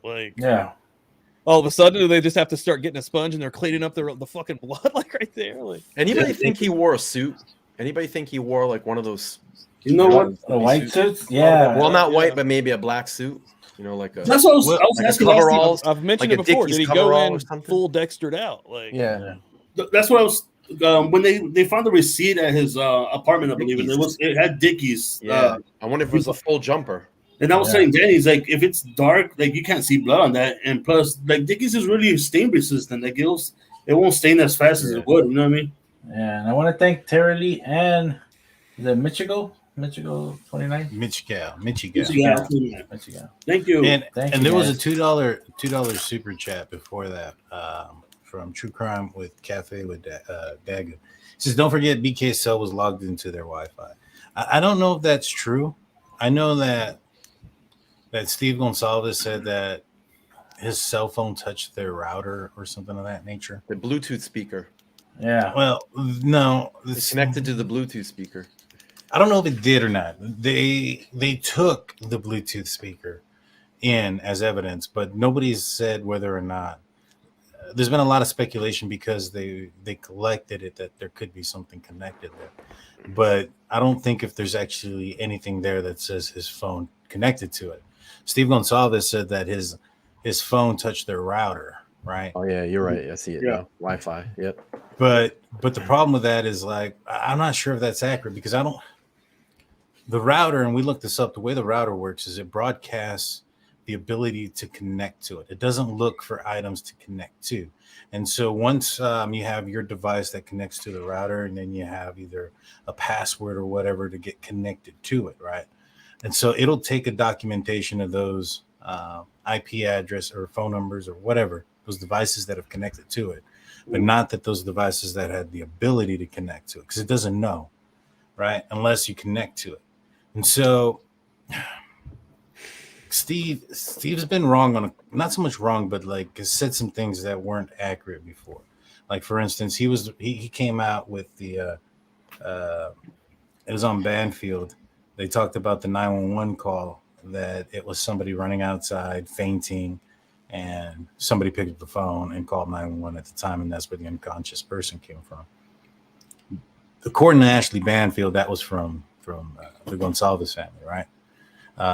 But that's not what happened, from my understanding. From my understanding is a neighbor was called, and the neighbor came in and used one of the roommates' phones after he discovered the body of Ethan and Xana, right? And so we have a couple of super chats. Let's talk. We have Kim K with the 199, and then we have Janet with a question. FBI 499 super chat says FBI started profilers by interviewing convicts who'd been convicted of horrific crimes. Bryan was using the same technique. Not weird. Yeah. I find it weird that they went straight to that point. You know what I mean? To interview other convicts and see what they were thinking. Because like even when it comes down, remember, I don't know if you remember Gary Ridgway. What's it called? The Green River Killer. Right. They interviewed Ted Bundy to get some, like, to profile the serial killer at the time. They didn't know that was Gary Ridgway. But like it took them like a year to do that. Yeah. So like I just find it weird that they jumped straight to, asking other convicts about the situation. Yeah. Well, right. unless they see the similarities between the other type of SKs that are out there. For instance, we saw the connection between BTK as far as 28. Mm-hmm. BTK was 28. The first family he went at, or the first I think it was 4 victims was the first time, he went after a family of 4, and then you have 4 here. And then you have a sorority house, that's Ted Bundy. Yep. You have certain things. The fact that he was going to be a police officer, what is that, Golden State? And so there was a lot of different possibilities there that he was connected or tied to, or you would assume that maybe perhaps the person that did this studied serial killers. Right. Yeah. And Potts comes in with a $2 super chat asking, was his phone was off? How did he hit the router? The assumption is that his phone was on airplane mode, then it possibly could have. But that's an assumption also, that his phone wasn't it saying that was it had on hit airplane the router mode previously, like in previous times him stalking the house? That's what he was referring to. Yeah, right. that he had been close enough to touch the router is what right. he said. And so Kim K comes in, says there are different forms of OCD. I just wanted to add that to this conversation. Yep. Thank you. AZ with a $5 super chat. Members only mode is for the birds, and I don't like that kind of tweeting. What's up, AZ? All right. So Queen of the People comes in with a $5 super chat saying, "Is growing y'all's beard like when girls decide to grow their badge?" Big Blue, what is it like to grow your vag? I'm just playing, Blue. Don't kill me. But what? So guys, what is? I was answering. It gets itchy. I love you, Blue. A little sweaty. You gotta work through that first month. Oh man. So we'll go around table. We'll start off with Dan. What was your decision to grow your beard? Oh God, I don't. This is what I came here for. Yeah, I actually just started growing my beard. 2020, I think. Dan used to be a clean face boy. Yeah, I used to. It would get 5 o'clock shadow, a little scruff, and then I'd shave it off. Actually, my wife hates beards, which was a big part of that. But yeah, around 2020, the pandemic started happening. I was working from home. I work at a bank, by the way, so that's kind of staying clean is kind of something that you do when you work at a bank. But working from home, I started wearing my hair down, drew my beard out, just looking rough, man. And I liked it. I like the way the beard looks, so I've kept it. Nice.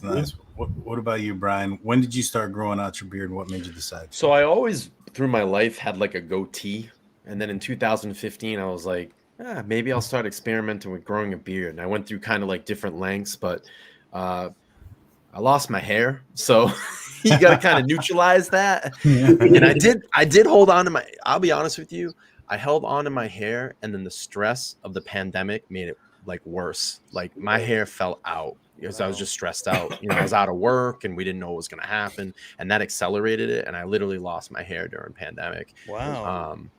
So I just decided I would grow it and then cut it, and I go, shit, I should have never cut it. And last August I started, and I'm gonna try to do a full year this year without cutting it. So. Yeah, you got a badass beard, dude. Yeah, thick. No, you got yours that is like good, real man chin. Yeah. Beard, like that's the way it should actually look. Like mine's mostly shit. Like it's long, but yours is actually the shape. Like yours is actually the real shape. What about you, Steve? When did you I start have not growing had a it? clean face since 2005. That's awesome. If you look at a picture of me from 2005 to now, I look like a time traveler. I've literally not changed in 17 years. My hair, I haven't cut my hair since 2005. I just keep it up in a bun.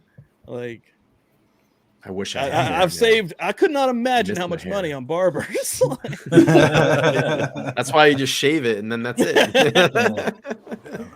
I'm in the same boat as Brian, but I'm not pulling my hat off. Hyman, what made you decide to grow yours out, and how long has it been? Well, a long time ago, I had the goatee and everything going on too, and then like I started gaining a lot of weight, so I was like, you know what, I'm gonna grow my beard so I can hide the cheeks. So like, if y'all think I'm ugly right now, you should have seen me before. It was hard, but like my beard doesn't grow like Brian's and stuff. I mean, honestly, Brian, like you know who Taylor Maine is? Who? He plays Michael Myers. He's the character of Michael Myers. He has the same beard. He kind of looks like Brian. Oh yeah. But just a lot older, But yeah, like kind of 9. Yeah, man. Like I said, man, if you think I'm ugly now, you should have seen me when I had a goatee. I had I tried to grow it for a long time, but like I have sensitive skin, so it was a pain in the ass, man. But like once it grew, I didn't want to cut it. Yeah, kind of like what you said too. Mine was double chin. Hides the double chin. Yeah, I'm hiding mine right here. Yeah. It's under there. That's what about you, Blue? Part of the beard. I think I did mine in protest because I got tired of wearing those damn N95s. When we first got to work and the pandemic started, where I work, I had to get a respirator clearance, so I had to shave it off. I shaved it off, and I looked like I was 19 again. Like a kid, like everybody. That's when I got my own Facebook, and everybody's like, "Man, you haven't changed a bit." It's like, no, I shaved my beard off, so I'm not looking 19 again. So I had to let it grow because people can't. It's funny when I'm at work, right, and when I trim it, it gets lower, and people always call me sweetie, and I'm like 5 years older than them. I was like, damn, I look that young when I shave it off. It's the cheeks, bro. It's the cheeks. Yeah. So for me, I've tried to grow it out, guys. Like I've had it, but when I started growing out, I start to look like that one phase in Tim Allen Santa Claus where he's in the middle. Like he's not yet Santa Claus. He's kind of plump, and then it does this. It curls out. There was a weird period because I would do trim it sometimes, and I'll get it kind of lower and let it regrow. But like, there's a weird period to get it like to here. To get through, like it really sucks. Like it's an awkward ass period that lasts at least a month before you can kind of start shaping it a little better. I hate that period. That's the period I think you're talking about. Like I hate it. Yeah, because it came out like looked like one of those like old president's wigs upside down on the face. It curls under your chin. Yeah, it just kind of does this, and then I have like a cow lick, so like part of my face looked like it wanted to be emo, the other part didn't. It was weird, man. And so and then it would start to bug me, and then I screwed up. I went to this barber down the street, right? And they ended up doing the sides like way too low, and I looked really stupid, and like no ends. I don't know, man. I look like maybe I could have starred in a Spanish soap opera or something. But I heard that you were growing it because you said you weren't going to cut it until the Steelers won the Super Bowl. Nah, dude, I'd be like down on my legs, bro. Who was that guy that went away and fell asleep forever? Shit, I can't remember his name, but he come up with a beard like that. Yeah. Let's see. We have Darlene Smith with a 550. Became a new member tonight. All these guys are awesome. No BS. Love the chat. Thank you so much. Thank you. Thank you all. And then Chat's we been saw bumping. another one. Yeah. We have another one. Oh, Big Blue. This is Leticia Aguilera. Says, hey, ZZ Top is coming to San Antonio. Soon maybe y'all can join them. Rip I would Van love- Winkle. Rip Van Winkle. I would love to join them on stage, you know? So yeah, I think Dude. the chat is ready, man. Yeah. The chat is ready. Should we do our giveaway real quick? Number 1 for yes and 2 for no. Uh-oh. Are you guys ready? You Get guys that ready tumbler. for the tumbler? Get the tumbler going. Let's see. Man, I don't remember if I put a shot in here, so I might make this a double. Double shot. It was the first Double one. shot. You need a double. I don't remember if I put a Daniel, shot. I'll tell you, I don't drink, but the way you describe that, it sounds really. What is that again? What do you got? I got some Sounds good. praline flavored whiskey. It's really good. Yeah. Man. It's sweet. It's not the pecan praline that I like. There's this. It's called Texas Select Pecan Praline Whiskey. We're not sponsored by them yet, but if you guys are listening in, please, I would love to. I'd love to represent. Let's let the chat send it to them. Yeah. Yeah, It does sound Clip good. it, send it. yeah. If you find it, send it, please. My bet is I can drink a whole bottle and not get drunk. That's not true. And and so We've seen nipples one time. Yeah. So- it's gonna start coming out. Yeah. Even there the you go. packaging is just awesome. It is dank. Like that Bird looks dog. awesome. yeah, and it is good, man. It is really Yeah. good. That's what I usually take. I usually take the bird dog. But which was that one? This one is the praline flavored whiskey, but I like the you get the salty Texas. caramel. Yeah, salted caramel is really good, but if you get the Texas Select praline whiskey, I mean, it tastes almost like a root beer float, like almost, but not really, but with a bite. It's really good. It goes down smooth. It tastes really good. It's dangerous because it's so dang good. You end up killing a bottle in a day. Wow. Mhm. I'm gonna have to try that. So- I've had some other bird dogs. That's the ones that comes with the shotgun shell shot glasses sometimes, right? The chicken tiki. Yes. We're gonna put a word out, right? And then they just have to type it, and then it'll get entered. Yeah. Let me do that right now. Hold on. So Willow out here. What's going on, Willow? Sylvia's here. This is what you guys got to do. You got to put in the live chat hashtag turkey, all capital, hashtag TURKEY. No spaces, no lowercase. Yeah, Make sure you put it like that because if not, you're not gonna get in the giveaway. you won't get entered. You won't get entered. So you once you all start putting hashtag turkey in, and we've seen a few, we'll probably wait about 5 minutes, maybe 7, and then we'll do. There they coming in, and then we'll do the giveaway. You'll have to email us, send us a screenshot. Remember, it's gotta that be way all we know you are. caps. And I see that somebody didn't do all caps, so it's not gonna pick you up. Yeah, I've seen a couple do lowercase. Yeah, you have to Yeah, do all yeah. caps, guys, and not All it's not gonna caps. Uh-oh. it's not gonna Everybody's pick you up. bumping them in.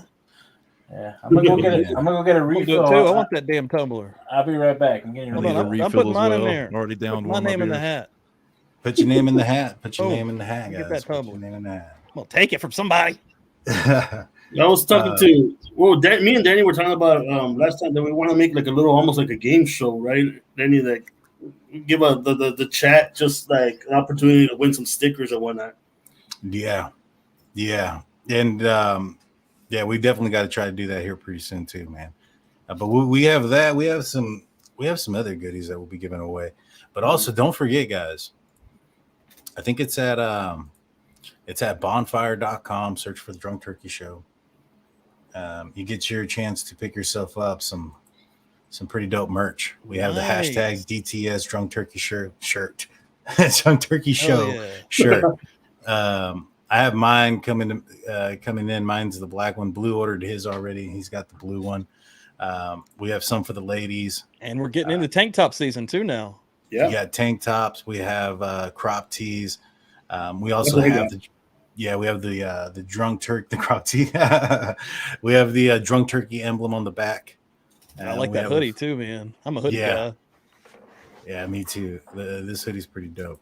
This is the one that I'm getting, obviously. Nice. Because I like that color. Yellow just pops, man.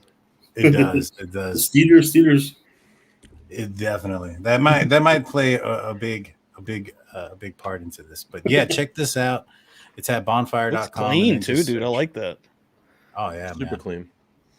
Bonfire.com. Also, if you just go to the or just YouTube and then hit the search or the store, you'll see it as well.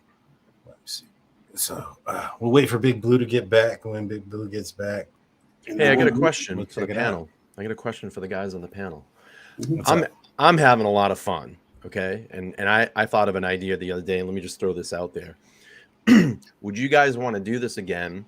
Maybe like once a month on everybody's channel. We spread the love across the channels. We get together and have kind of this crime, community. And we build kind of this community together. I would love to do that because I think working in a group together totally helps out. So maybe once a month we could get together and do this respectively on each other's channels. That sounds awesome, man. We could be called Beards for Fears. Yeah, I'm down. I'm down with that. I like that. Hey, I mean, the way to truly build a community is through like panel shows like this and growing, and everyone kind of the audience gets to kind of find out about new people. Sure. Drunk Turkey, though, is in the unique position to be decently large on YouTube and help out smaller dudes. So I mean, man, like I think that sounds amazing. I've said this. I've supported Daniel. I appreciate everything he's done for me. Like I said, I've been kind of piddling around on YouTube since 2021, and for years before that, I kept saying I always want to start a channel. I've changed formats many times, and now I've kind of found my niche. And Daniel, I want to just publicly thank you to every your audience. I know a lot of the same people in here, watch my channel as well. So thank you. And thank you to Jaime and Big Blue as well for allowing us to come on this panel and hang out with you guys. Oh, yeah, man. You're all welcome. Awesome. You guys are really good dudes. And I want your channel to blow up, man. I want it to be 100,000 subs. Yeah, that's our goal. Listen to this. Get that plaque, right? Listen to this. Are you gonna fart? Just he leaned over. I thought he was about to. Just as good. I was trying to get to my mic. He did. I was like, all of a sudden he's like, listen to this. No, that was actually him saying, "Screw that idea. You guys can just fuck off right now." He's in jar of my farts. He's like, this is what I think about your idea, real quick. I appreciate everybody that comes on our show, man. And I've been on a few shows, and I've been on y'all shows, and I like y'all shows. I've been on some shows where, I mean, I love the show, but I was on there and I was like, what am I doing here? These guys are all astrophysicists, Harvard, professors, and I'm just a schmuck in my bedroom making videos. That's it. I'm just a drunk enjoying myself. Look, I got a little bit of cranberry juice with some pineapple, peach, strawberries, and here comes the enchanted vodka. There you go. And he has to work tonight too. Oh well. He drives Uber. Hey, he's a door dasher. But what's it called? Yeah, man. Like that sounds like a great idea. I think we'll have a lot of fun. I like the chemistry we have. It's real chill, and that would be a great idea. Yeah, I agree, man. I agree. We'll do this. So, you guys ready in the live chat? Everybody ready? 17. That's all we got. We need 18. 17. Come on. I see 20 at least. 400 people are lacking. Yeah, what are you doing? This is a free tumbler. Yeah. Well, it is members only. I guess that's. Oh yeah. Well, a it's lot free of people for aren't them. allowed to enter. Let's do it. There's some more Everybody's people loving adding. the panel. Oh shit! What happened? Did it get anybody? What? It reloaded. I hope I win. Oh, cotton gin. Here And comes the winner is conspiracies. It's the rigged. Opinionated Idiot. It's rigged. All right, let's It's see. rigged. Wait, Why is we're gonna have to wait. All right. Conspiracy. Yeah, now it says 8. Let's everybody re-put in the Oh, boy. re-put it. You know what? Let's change it again. I apologize, yo. I don't We're want gonna to. ch- I have don't eight wanna- fake accounts. Not sure. Blame stream. All right, so yeah, everybody put hashtag turkey in again. Sorry, guys. It happens sometimes. Yeah. I think Here's a dry I think run. it's- Mikey has said dry run. I need my tumbler. Hashtag turkey. That was a good one. okay. Start collecting. 13. Okay, it's going. It's going back up. 15. There it is. There you Starting go. to go back up. Oh yeah. All right. Oh man. 21. There it More is. people There than it you. is. Yeah, let's go, There guys. it is. Let's get that number up there. Let's give you all a chance. 30. we had Wow, 30. it doubled. What y'all almost doing a already. minute ago? There it is. There it is. Maybe it was There just is. glitched out and it wasn't even counting a lot of people. Oh, Dude, man. we didn't even have this many last time we gave away Steelers tickets. Yeah. Dude, I You had gave away Steelers tickets. I gave Yeah, away we Steelers gave- tickets, man. Wow. Well, it's because I have a Steelers YouTube channel as well. Oh yeah. And at that time, my Steelers channel was bigger than the Drunk Turkey channel. Mm. And so what we were trying to do is trying to promote both channels by giving away tickets. And all you had to do was to be a member or just be a subscriber and Just enter to be a code. subscriber. Yeah. 39. That's where That's we're gonna hit it. awesome. Wait. Wait, I feel like we still need one more. We need one more. We need a nice 40. round There number. it There we is. go. 40. 40. Run it. Run Run it. it. Draw. Mm-mm. Fingers Uh-oh. crossed. Is it going to be? Oh, is it gonna be? Oh, Oh, nice. dude. Congratulations. Email us at Congrats. it's drunkturkeyshow@gmail.com. Email us. We can get your information so we can send out a couple of stickers and that tumbler to you. Congratulations. Whoa. Awesome. I swear that was not a slur. And we're canceled. Congratulations. Yeah. That may have been a double, guys. I may have accidentally poisoned myself. It's okay. I'm drinking a triple and I'm still good. Dog. To your knowledge, buddy. To your knowledge. Last time Blue got crazy, man. And I don't remember this. It never happened to me. you never. Oh, there's a lot of evidence out there, and so and thank you. Just give us an email and we'll get your information and we'll hook you up. Appreciate it. Thank you so much for your support. And thank you everybody that's been a member as well. Thank you, guys. What do you call it? Wait, there's gonna be more giveaways, so don't. Yeah. We're probably going to do this maybe every 2 weeks or so. Have a member giveaway. We'll be giving away a beanie or another tumbler or some stickers, things of that nature, just to show our support back to those that support us, right? Yeah. Thank you, guys, man. Always about the community. It's always about the community. Yeah. Oh, for sure, 100%. So we had a question, a poll question in the chat earlier.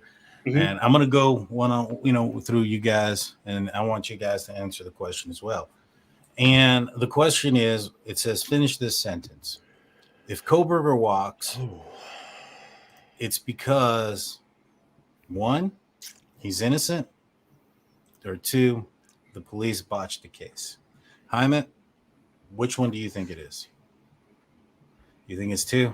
I'm gonna go with 2. I think it's gonna be if he gets let off, his book deals are gonna go up crazy, man. I'll tell you that.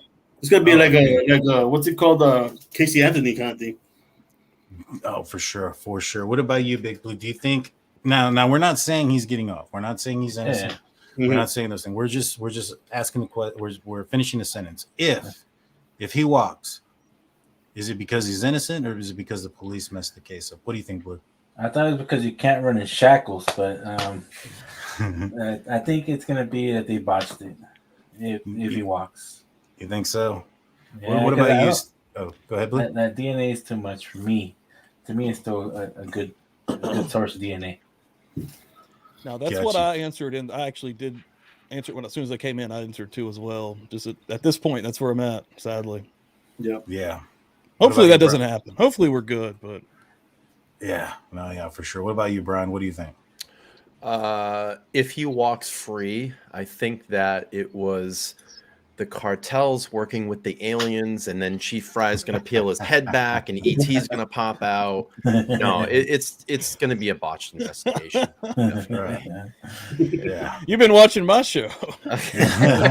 Wait, you're the sober one? The sober one here? Yeah, that's right. Maybe. What about you, Dan? What are your thoughts on that question? Same as everybody else. I think we got the right guy. I think they have the right guy. If he walks, it's because they botched something up. They messed something up. Whether it be the DNA thing that we mentioned earlier, where they claimed that it was found in Idaho when it wasn't. It was found in Texas. That could be a big deal. Or if it's the most recent thing with the calling the police forces credibility into question. Yeah. Yep. Yeah, and for something we don't me, know about yet. yeah, for me, it's going to be a sweep across the board. I think if he walks, it's because the police botched this up. And you know, the one thing that we also have to take into consideration as well is this guy, as much as a lot of people say he's stupid or he's dumb or he left the sheaf, that's a dumb thing to do. The guy, by all accounts, has been described as a guy who's intelligent, very smart. You know, this is a department that's probably not accustomed or used to these type of things. And it's clearly obvious. I mean, there were so many things that ended up going in Bryan Kohberger's favor. You know, you start off with the fact that the 911 call didn't come until hours later, right?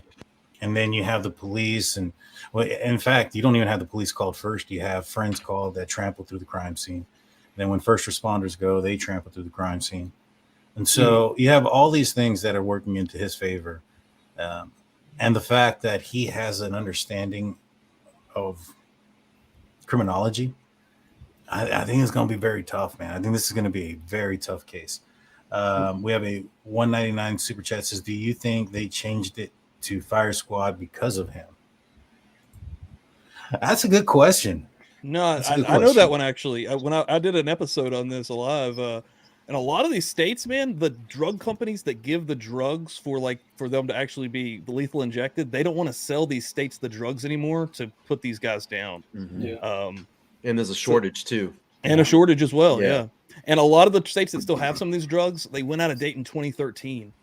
So a lot of them have old drugs, and then they're having to figure out new ways. And I mean, I did a short on this also, and Dan ended it with basically what happened to the electric chair, right? Like, Yeah. I have a question for everybody. If he walks, what is his life like after if he walks? Dude. Oh man, I gotta, when it comes down to that, I mean, it's already affecting his siblings' lives. Yeah. You know what All I the mean? sisters, right? Yeah. I just read that. They've been fired from their jobs, which I think is wrong. I mean, Dude, same. listen, It's horrible. they have nothing to do, Dude, it's horrible. I feel bad for his parents. Like, But the sister can sue if it was wrongfully just not wrongfully fired. But most companies will, unless she's in West Virginia. In West Virginia, it's a right to work state, and you can just get fired for no reason at all. Really? It's also tough to just sue 100%. somebody. You have to have money to do that.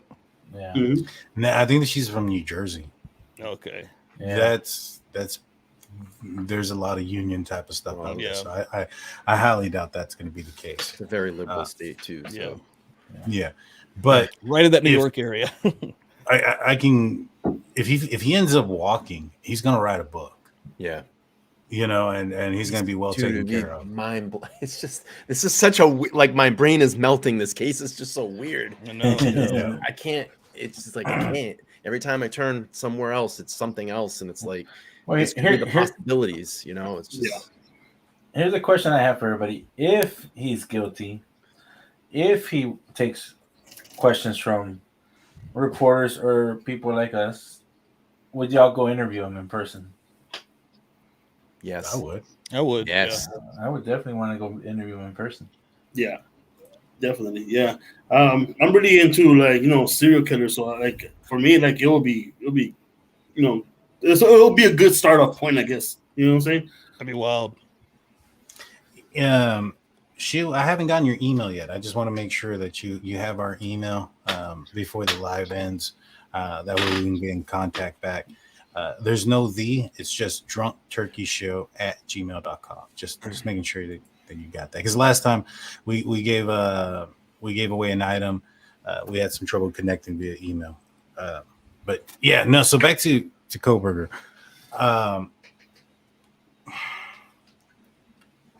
Yeah, if he walks, he's got book deals. There's probably going to be a movie. There's, I would probably interview him if given the opportunity. Even if he doesn't, if he's in jail and he's on death row and he's open to taking interviews, just like BTK were to come out 100%. And say, hey, or any of these guys that are on death row, they want to give us a perspective of their perspective of things, of what they've done, and what they thought of their emotions and all this other stuff, and how they feel, and what their thoughts are on current cases. I mean, that's what the police do. It's been shown that they've done that in this case. And so, for Enoch Shu, I put the banner up so you can read the email. Yeah, drunkturkeyshow@gmail.com. I do think if he were to walk, that things would die down eventually. It may take a long time, but things would die down eventually, and he may be able to have some sort of a normal life. Obviously, he would run into people that have their opinions of him, and he would have a lot of issues. And especially in the beginning, he would have lots of issues. He would have a very hard time having a normal life for, who knows, a year, 2 years, 3 years, 5 years. I do think it would eventually die down into where he could have some sort of a normal life if he were to walk. It's like, go ahead, guys.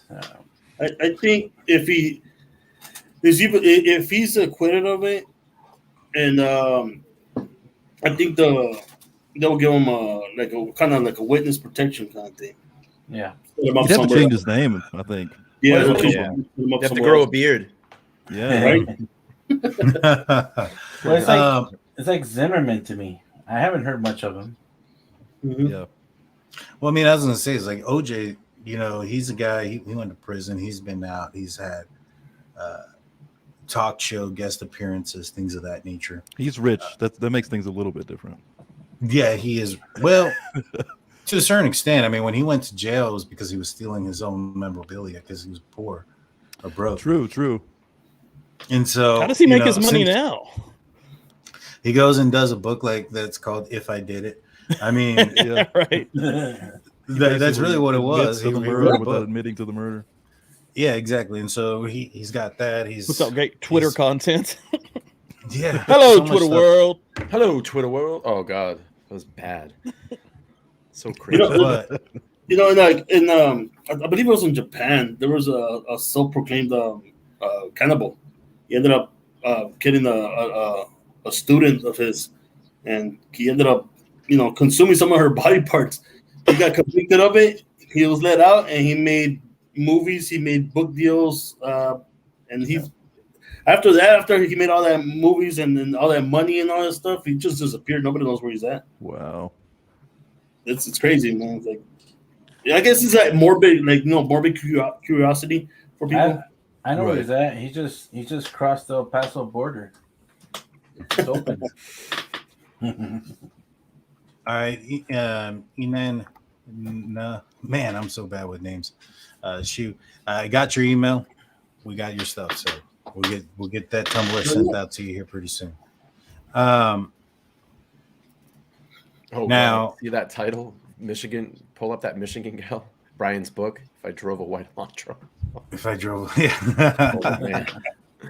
$2 super chat. If Casey Anthony's a perfect example, found not guilty, but yeah, she's not out there anymore. And she had that special that came out that made her look even more guilty, in my opinion. Yeah. Than anything else. Another theory that's out there, guys, that I wanted to ask you before we cut the stream off. Mm-hmm. Do you guys think Bryan Kohberger did this alone? That's we'll just answer. Well, you can give your explanation if you do or don't, but that's the simple question. Is think he did it alone? We'll start off with Jaime, Blue, Steve, Brian, and then Dan. Jaime, what do you think? I think so, just for the fact that if you have too many people in a crime, it just takes more risk that you're going to get caught. Mm-hmm. That's it. That's the only way I can, Good point. explain it. Big Blue, what are your thoughts? You think he did it alone? No, the driver's right there. Her name's Willow. She drives the white Elantra. Right in front of us. Right in front of us. Yeah, right under our noses. But no, I think he wasn't on. I think he did. You think so? Yeah. Steve, what do you thought? What do you thought? You I think mean, he I've did it flip alone? flopped on this on my channel numerous times, and I've debated it with myself. I've debated it with Dan, and I've debated it with chat. And I mean, it's hard for me to fathom doing what he did alone. Now, to your points, because he seems like a smart guy. Ultimately, I know that he's in prison right now for this, but a lot of the measures that it seemed like he was taking still seem to be more on the smart track. So I can't. It's almost hard to Jaime's point. It's almost hard to see the possibility that maybe he would take the risk of somebody else even being in on this. But to that exact point, it's hard for me to fathom one guy doing all this. But at the exact same time, I know it's possible because it's documented as possible. Yeah. Right. So I'm on the fence. I have no answer. So with all that said, I don't know. That's where I'm at. My show in a nutshell. Brian, what are your thoughts? You think he did it alone? You think I think for me, it's like I think I'm like Steve. Like I struggle back and forth. You know, as new things come out and I see things and I hear things, it's like I don't know. The way that I kind of put this is, you don't want too many cooks in the kitchen because it could be too many things for a mistake. And That if does this make a guy lot of wanted, sense. if this guy wanted to allegedly commit the perfect crime, you're gonna want to do that on your own. You're not gonna want someone there that could slip up or be seen or whatever. But on the other hand, it's like, you know, with the weird It's the stuff time around, period, right? It's Yeah. everything that happened in 15 minutes, like 20 And just minutes tops. that weird thing with like Kopeco, we're not hearing anything about. They won't release the so it's just I don't know. It's just my brain is melting. I don't know. My brain is melting. It's just I don't know. Yeah. But Every I do week on do- the internet, our brains are just like going into hyper overload. Yeah, I do think, like I said, I do stick by this. I think they have the right guy. I do think that, but I don't know, man. It's just every day it's different for me. Yeah. No, it's true. It's very true. Thank you so much for your $20 super chat, Corrine. I appreciate it. Thank you so much. Thank We you. salute to you. Yeah, I'm still saluting to everybody. I'm feeling it to you. I ran out. Dan, So what are your thoughts on it? Do you think that he did it alone? Man, it's tough. When at first I thought, it was kind of like what Stevie was saying. It's impossible for somebody to do this in a short period of time by themselves, cause this much damage, do what he did, right? But then I remembered, Ted Bundy at one time broke into a sorority and assaulted many people. Had It was basically several. a rampage killing spree. By himself. Sexually assaulted 2, killed 2, and then physically assaulted 6 or 7, 5, maybe 5 other. I can't remember. I think it was 7 in total. And bit one. Yeah, and bit one. Yeah. What did him in? Yeah. But I mean, if someone was able to go in and cause that much chaos, that's the documented thing. That's makes me believe that maybe it was possible. I want to believe it was just him, so that there's not any more chaos that we have to go through. We have the one guy that did it, and there's not somebody else running around out there. Yeah. But yeah, I'm honestly kind of like the Brian and Steve. I'm on the fence about it because I still find it so hard to believe that somebody could do this by themselves. But I'm not saying it's impossible. Yeah, me too. I think this is a one-person job at the end of the day. I find it hard to believe that there's 2 people there. I go back and forth whether or not it was Kohberger or if it was somebody else. I mean, the motive is what really puzzles me, right? And the reason being is you had a lot of things going on that night. You had the undercover or unmarked operation going on right in front of the house that they had kids parked out there till about 3:15 in the morning. You had the hit and run that happened right in front of his house as well. You had all these circumstances that were going on. You had Kaylee had a new vehicle that she hadn't posted up on anything. She hadn't been home for a week and a half, right? That's from Steve Gonsalves. She was up there in Coeur d'Alene for a week and a half with her family. She had just gotten back that Friday and was leaving on Tuesday. So there was a brand new vehicle, even if he was stalking them and watching them and passing by. There was a brand new vehicle parked there in front of the house, right? So there's all these obstacles that are happening, and then you have a DoorDash guy at 4:00. Like, what's the motive there? If the motive is the perfect crime, you're already setting yourself up just by having police in the area and all these other things going on for failure. I would assume that you might reschedule it. Like, hey, all these factors are going down. If this is going to be very difficult for this to have happened. So that's why when I first looked at this case, I was like, man, somebody had to really had a lot to lose to go through 4 people, have a vehicle brand new and parked outside, nobody's ever seen, right? All these cars parked out there, to go into a house filled with 6 people also to commit this crime. There was a lot of either emotion or a lot to lose. And so I find it hard, the difficult part about the motive. And like I put in my defense theory, I was like, you know, you have means, opportunity, and motive, and that's the formula for a crime. Opportunity and means are there for Kohberger, but the motive is a question. Now, is there a guy out there that has all 3 of those? And I would say, yeah. In fact, it would probably look better if, you know, that formula would probably fit better more the ex-boyfriend. You know, one, he was there with them that night. He was at the corner club. You know, we brought up the tweet from the corner club that stated Bryan Kohberger wasn't there that night, but Jack Decor was at the corner club that night. So he knew Kaylee was in town. He knew that she drove a new vehicle, and he knew that she had gone on a date with somebody else. And the reason we know that is because on the interview with the Gonsalves family, with Olivia, they brought it up. They stated that she went on a date, the guy called her a bitch, and then she went and called Jack afterwards. So he was aware that she was dating within a week and a half of their 6-year relationship being over.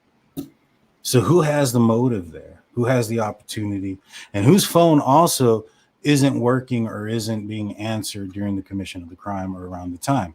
Damn. Now you have him stop answering. Now, supposedly, according to the Gonsalves family and that interview, he left early because he was tired. They asked him to go to a different bar downtown. He said no, he wanted to go home because he was tired. However, when they leave, that's when the whole Adam thing comes up, right? They're leaving. They're very close to the corner club. And so my assumption, because according also to Steve, that Adam thing was Kaylee wanting to get back with Jack, right? So who would be the one texting her throughout the entire time she's at the grub truck and that Adam video? It's probably Jack Decor, but he left early because he was tired, yet he's texting throughout that entire time. 2:30 comes around, that's when he stops. He stops calling, stops everything. The next morning, Gonsalves family finds out about this incident. They look on the TV. There's a news article of an unconscious person there.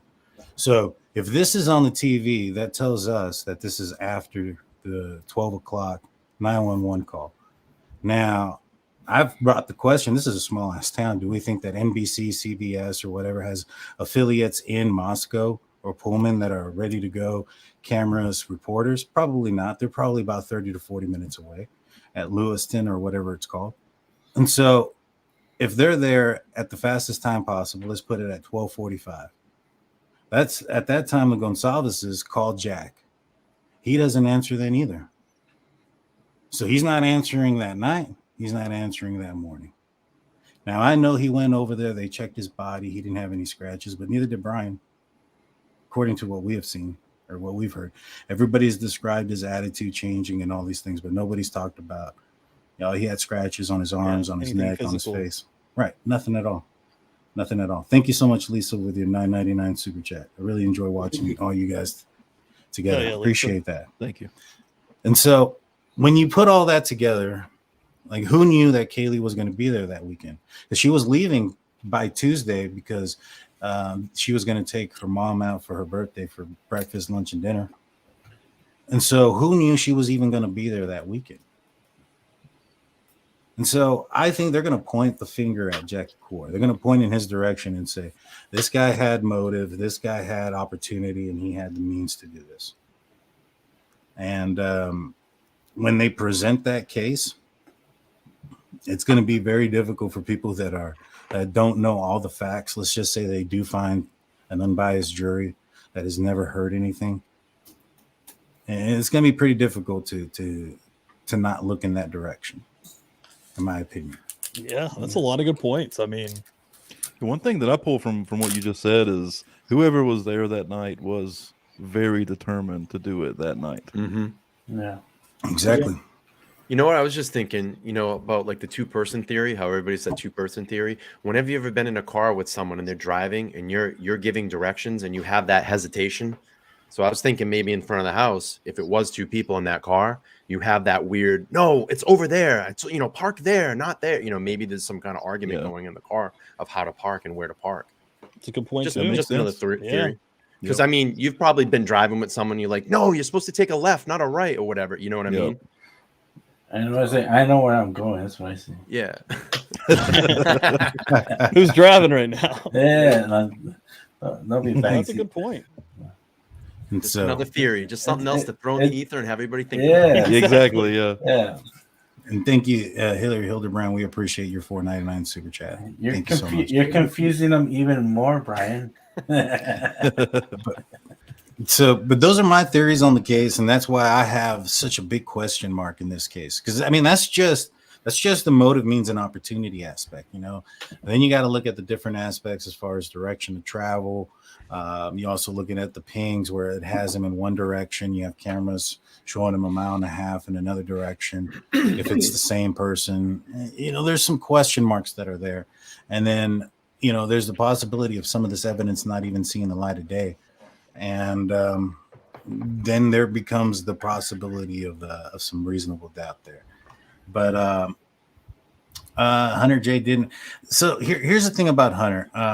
It's my understanding that he's Ethan's best friend that found the bodies. If you watch that eulogy, that dude, you can tell. I've been around people who've seen a lot of things that we've had an interview. He saw something crazy. And I don't think he's involved in it in that manner. And Hunter J is at Hunter Johnson, right? Still Yeah, suffering from some sort of shock. right. From my understanding, is he's the guy that found the bodies and called 911 off of Dylan's phone. Yeah, I couldn't imagine, So- honestly. Yeah, and I'll tell you guys off air where I got that from. It's not my. I've gotten it from a few places, but it's not for me to say. But you know what I'm saying? And so I strongly suspect that was the situation there. And I don't think he's involved to that degree, but I do think he saw the bodies. We try not to go too far down the rabbit hole because we always end up getting somebody chasing us. Right. Charlie McGaw says they always pull someone to investigate them, even if they know or don't know. But even when they do know, pull that person in to interrogate. Why didn't it happen? Oh, I'm sure it did. I'm sure they interrogated Jack Gore, Bethany, and Dylan to a full extent. I mean, those are probably your prime suspects, number ones. As soon as this investigation started, you have the 2 survivors, are probably the first suspects, and then any ex-boyfriend or ex that would have an issue with this are the next suspects. But we are getting a little bit long in the tooth, y'all.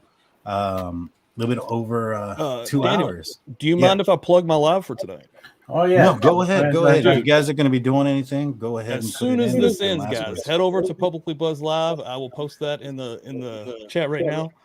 I am doing a live stream every Friday night at 10:30. We do a live stream. Come over there, hang out tonight. I'm going to be jumping into a little bit more conspiracy stuff. This is the 6th conspiracy stream that I'm doing in the Moscow, Bryan Kohberger, Idaho stuff. I'm calling this one Christchurch Cult of Doug Wilson Conspiracy Stream 666. Going to be getting into some really weird stuff tonight, and it's going to be a good one. So hopefully everybody can come over and hang out. Yeah, guys. You always have a great show. I always jump on your show sometimes and I'm chatting. You, brother. Thank you. Brian, do you have any last words before we let everybody go? Yeah, I mean, I've had an amazing time here on the panel. Like I said, I'd love to do this maybe once a month. We can collectively get on each other's channel. We'll do a panel like this and just roundtable a bunch of stuff. I think, this gives good active feedback for ourselves to think about, and also the audience as well too, because we might bring something up and someone looks in this and, hey, maybe you didn't see this. As well as too, I have a channel if you guys want to check it out, the Opinionated Idiot. We'd love for you to come over and subscribe. I live stream Sunday, Tuesdays, and Thursdays at 8:30 p.m. Eastern Standard Time. So yes, sir. Yes, sir. Nice. In fact, both of these guys have their link in the description. Make sure you guys go give them a subscribe. Let them know that the Drunk Turkey Show sent you. yeah. Blue, Oh, yeah. you got any final words? Yeah, man. I just want to let y'all know about a story I heard today. You know, crime doesn't pay always. Okay, so I was reading a story today. There was a food truck worker. You know, it was a mom and son working. This guy pulls up to him and asks what kind of food they're serving, and they say, you know, we're serving, you know, I can't remember what kind of food it was, but he pulls out a revolver and or a gun and tried to pull the trigger, and it jammed, and the mom pulled the gun and shot him and killed him. So crime doesn't pay, guys. Crime Karma. doesn't Not in pay. Texas. Crime does not pay. Jaime, what about you, man? Any last words? Yeah, man, I just want to say thanks to everybody on the panel, everybody on the chat, members, mods. Thank you. And like Bryan said, it would be great to do this once a month. Can't wait to do it again with y'all guys. Yeah, man. I echo the same sentiment. It was an awesome time for me, guys. Make sure you go follow and subscribe to these gentlemen down here. I enjoyed it. It was a really good blast. It was a good time talking to you guys. Go check out Publicly Buzzed. They're going live here after this. But we're going to end it like we always do. We'll tell you not to drink, but we don't want you listening to drunk.